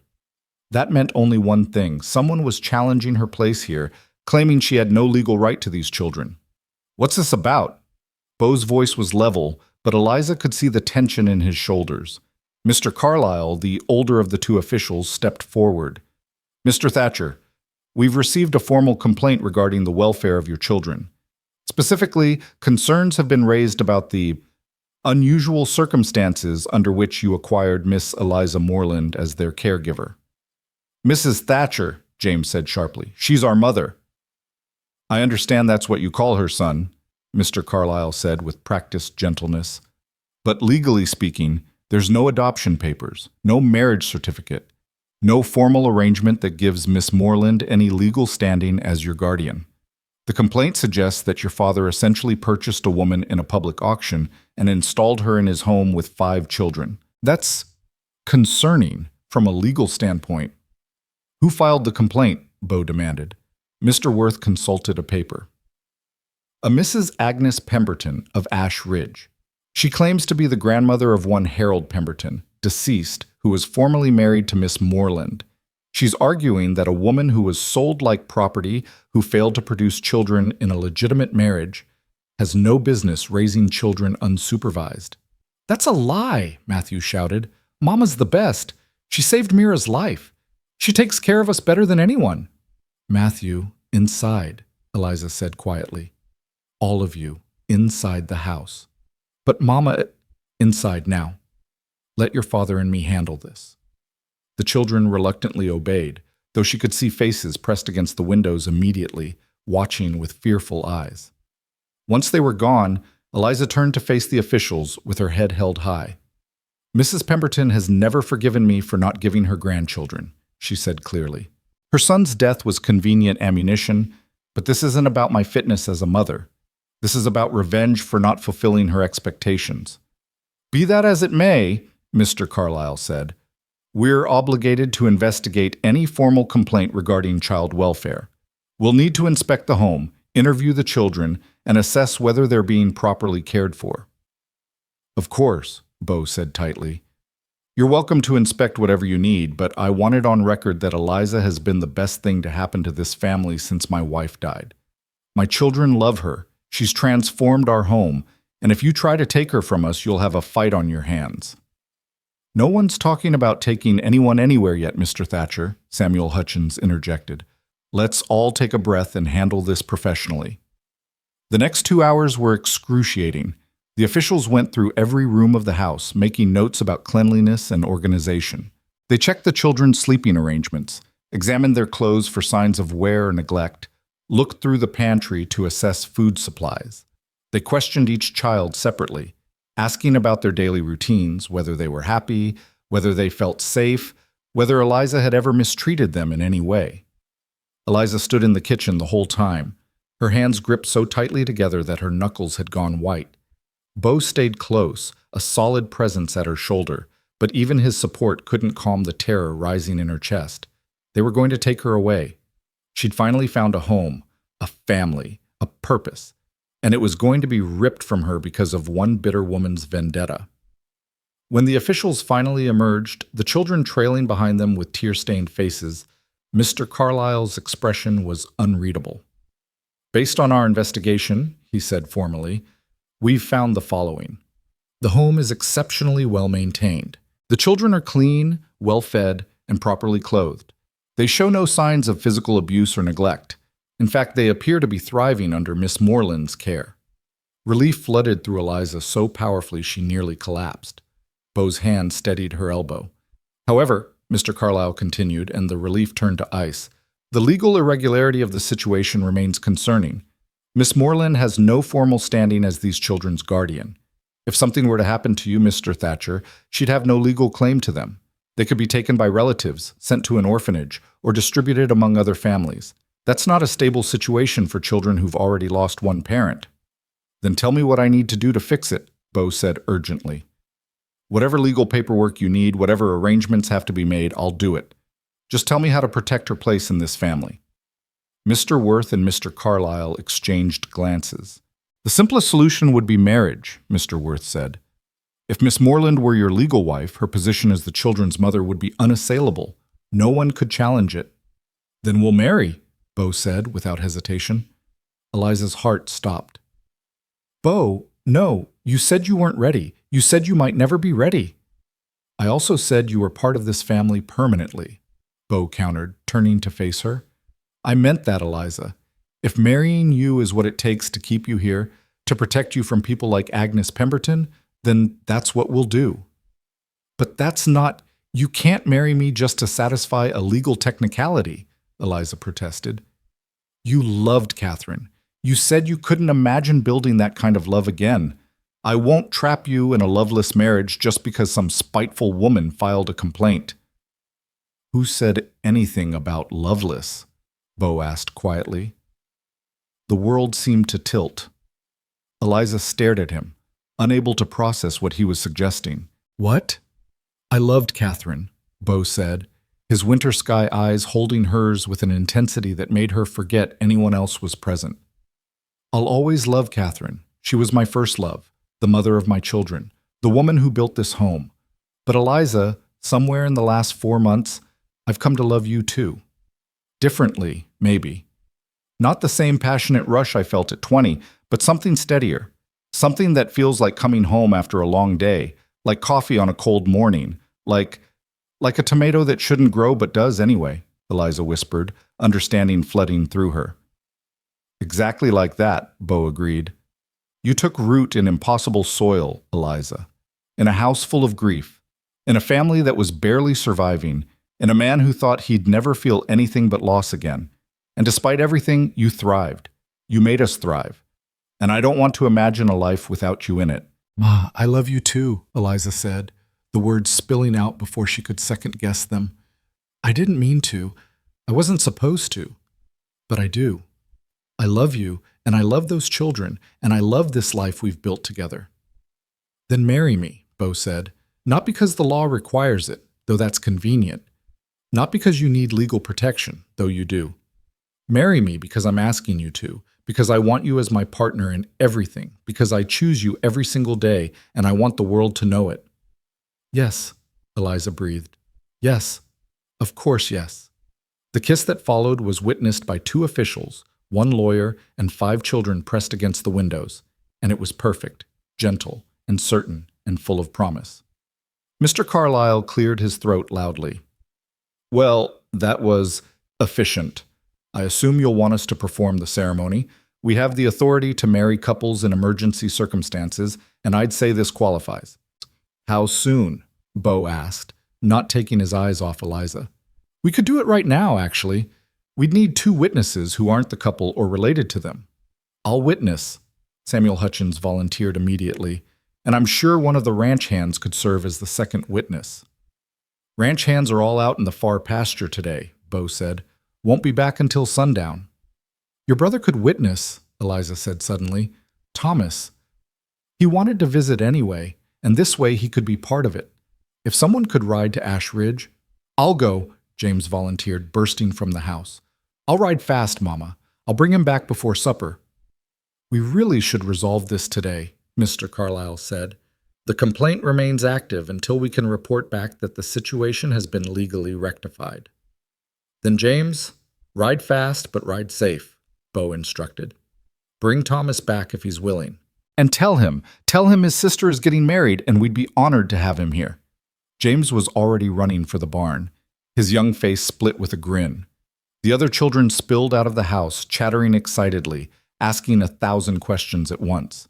Mira attached herself to Eliza's leg with the tenacity of a burr. "Are you really marrying Pa?" she demanded. "Does that mean you'll be our mama forever and ever? Does that mean nobody can take you away?" "That's exactly what it means, sweetheart," Eliza said, scooping the little girl up. "Forever and ever, no one can take me away from you." The next few hours passed in a blur of activity. The officials made themselves comfortable on the porch, reviewing paperwork and discussing legal formalities. Matthew and Nathaniel were dispatched to tidy the house. "It needs to look nice for a wedding," Nathaniel insisted. Levi, in his quiet way, picked wildflowers from the areas around the garden and fashioned them into a simple bouquet. And Mira insisted on helping Eliza change into her church dress, the good blue cotton that had belonged to Catherine. "Mama Catherine would want you to wear it," Mira said seriously, smoothing the fabric. "She'd be happy that Pa found you. She'd want him to be happy again." "Do you really think so?" Eliza asked, her throat tight with emotion. "I know so," Mira said with the absolute certainty of childhood. "I asked her last night in my prayers, and she told me. She said to tell you thank you for taking care of us, and that she's glad we're going to be a real family now." Eliza gathered the little girl close, tears streaming down her face. "I'm glad too, baby girl. So very glad."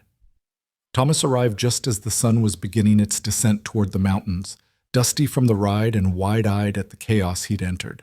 James had explained the situation during the journey, so he came prepared with congratulations and barely contained excitement. "You're happy?" he asked Eliza privately, searching her face for any sign of doubt. "This is what you want?" "More than anything," Eliza assured him. "I know it probably seems rushed and under strange circumstances, but Thomas, I love him. I love this family. This is where I belong." "Then I'm happy for you," Thomas said, pulling her into a hug. "You deserve this, Eliza. After everything Pa and Ma put you through, after everything this town said about you, you deserve to be loved." The ceremony itself was simple but profound. They gathered in front of the house as the sunset painted the sky in impossible colors, the whole family arranged around them. Mr. Carlyle spoke the words with surprising gentleness, his official formality softening in the face of such obvious affection. "Do you, Beauregard Thatcher, take this woman to be your lawfully wedded wife, to have and to hold from this day forward, for better or worse, for richer or poorer, in sickness and in health, as long as you both shall live?" "I do," Bo said clearly, his eyes never leaving Eliza's face.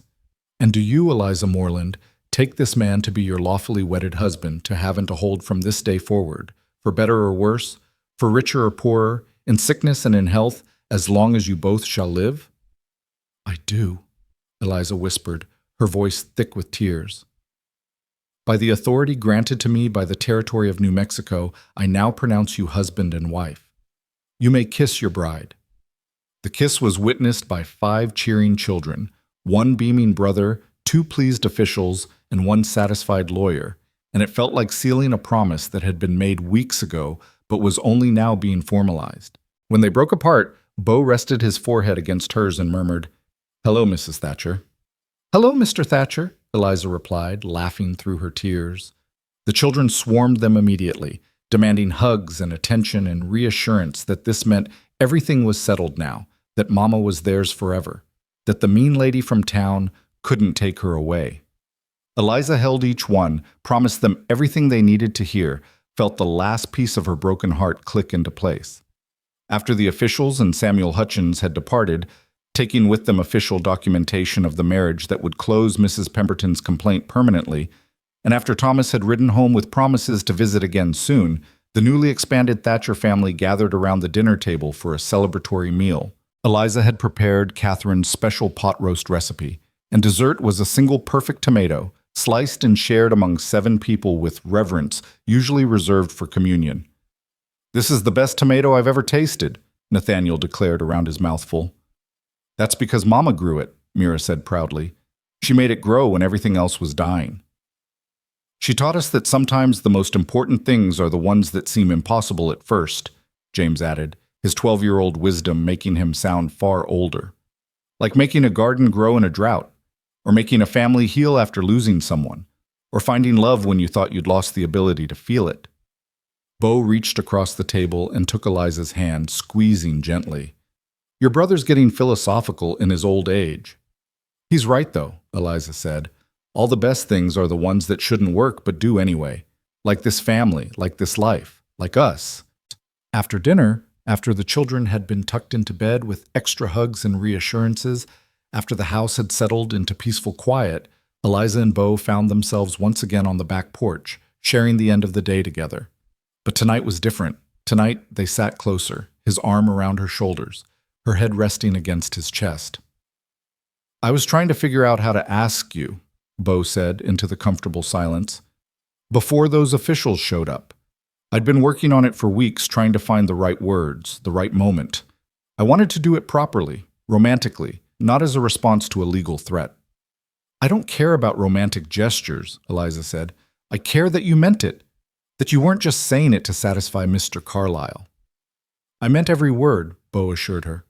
"Catherine taught me that love doesn't have to look the same every time, that you can love someone with passion and fire, and you can love someone else with steadiness and comfort, and both kinds of love are real. Both kinds matter." "I'll never try to replace her," Eliza promised, "in your heart or in this house." "You're not replacing her," Bo said gently. "You're writing a new chapter. Catherine was the story of my youth, my first great love, the mother who gave my children life. You're the story of my second chance, the woman who taught me that life continues even after loss, the mother who gave my children hope. There's room for both stories in one life." They sat together watching the stars emerge, talking quietly about their hopes for the future, making plans for the ranch and the children and the garden that would need replanting in spring. And as the night deepened and the desert sang its ancient song, they moved inside together for the first time as husband and wife, ready to build on the foundation they'd been constructing since that day in Ash Ridge, when a desperate man paid $1 for a woman the world had decided was worthless. The years that followed were not easy. Ranch life never was. And raising 5 children through adolescence into adulthood presented challenges that no amount of love could completely smooth over. But through it all, through droughts and good harvests, through children's triumphs and heartbreaks, through the slow mellowing that came with age and experience, Eliza and Bo built something that lasted. The garden flourished under Eliza's patient care, eventually producing enough vegetables to feed the family and sell surplus in town.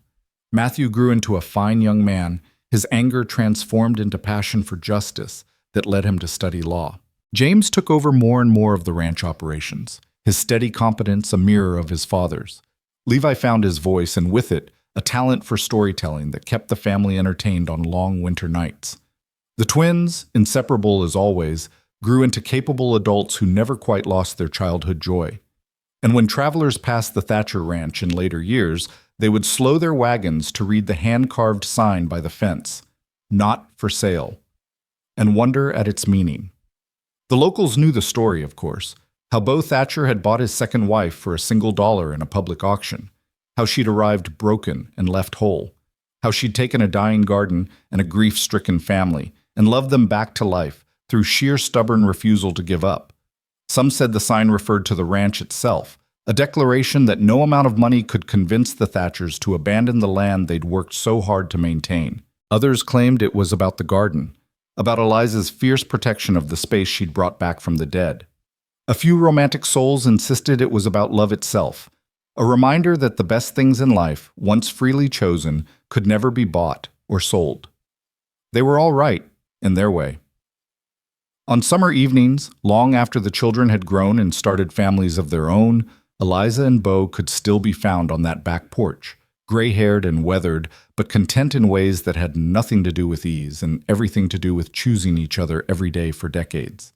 They'd share coffee from the old tin cups, Catherine's with its scratched flower, and Eliza's that Levi had given her that first week, and talk about the day's work and the grandchildren's latest adventures, and whether the garden would need extra water tomorrow.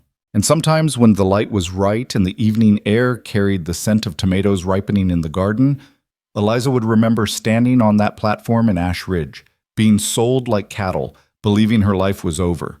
She'd remember the tall rancher who'd stepped forward with a single silver dollar and a promise that she wouldn't be judged anymore. She'd remember 5 grieving children who'd taught her that family was a choice, not an accident of biology.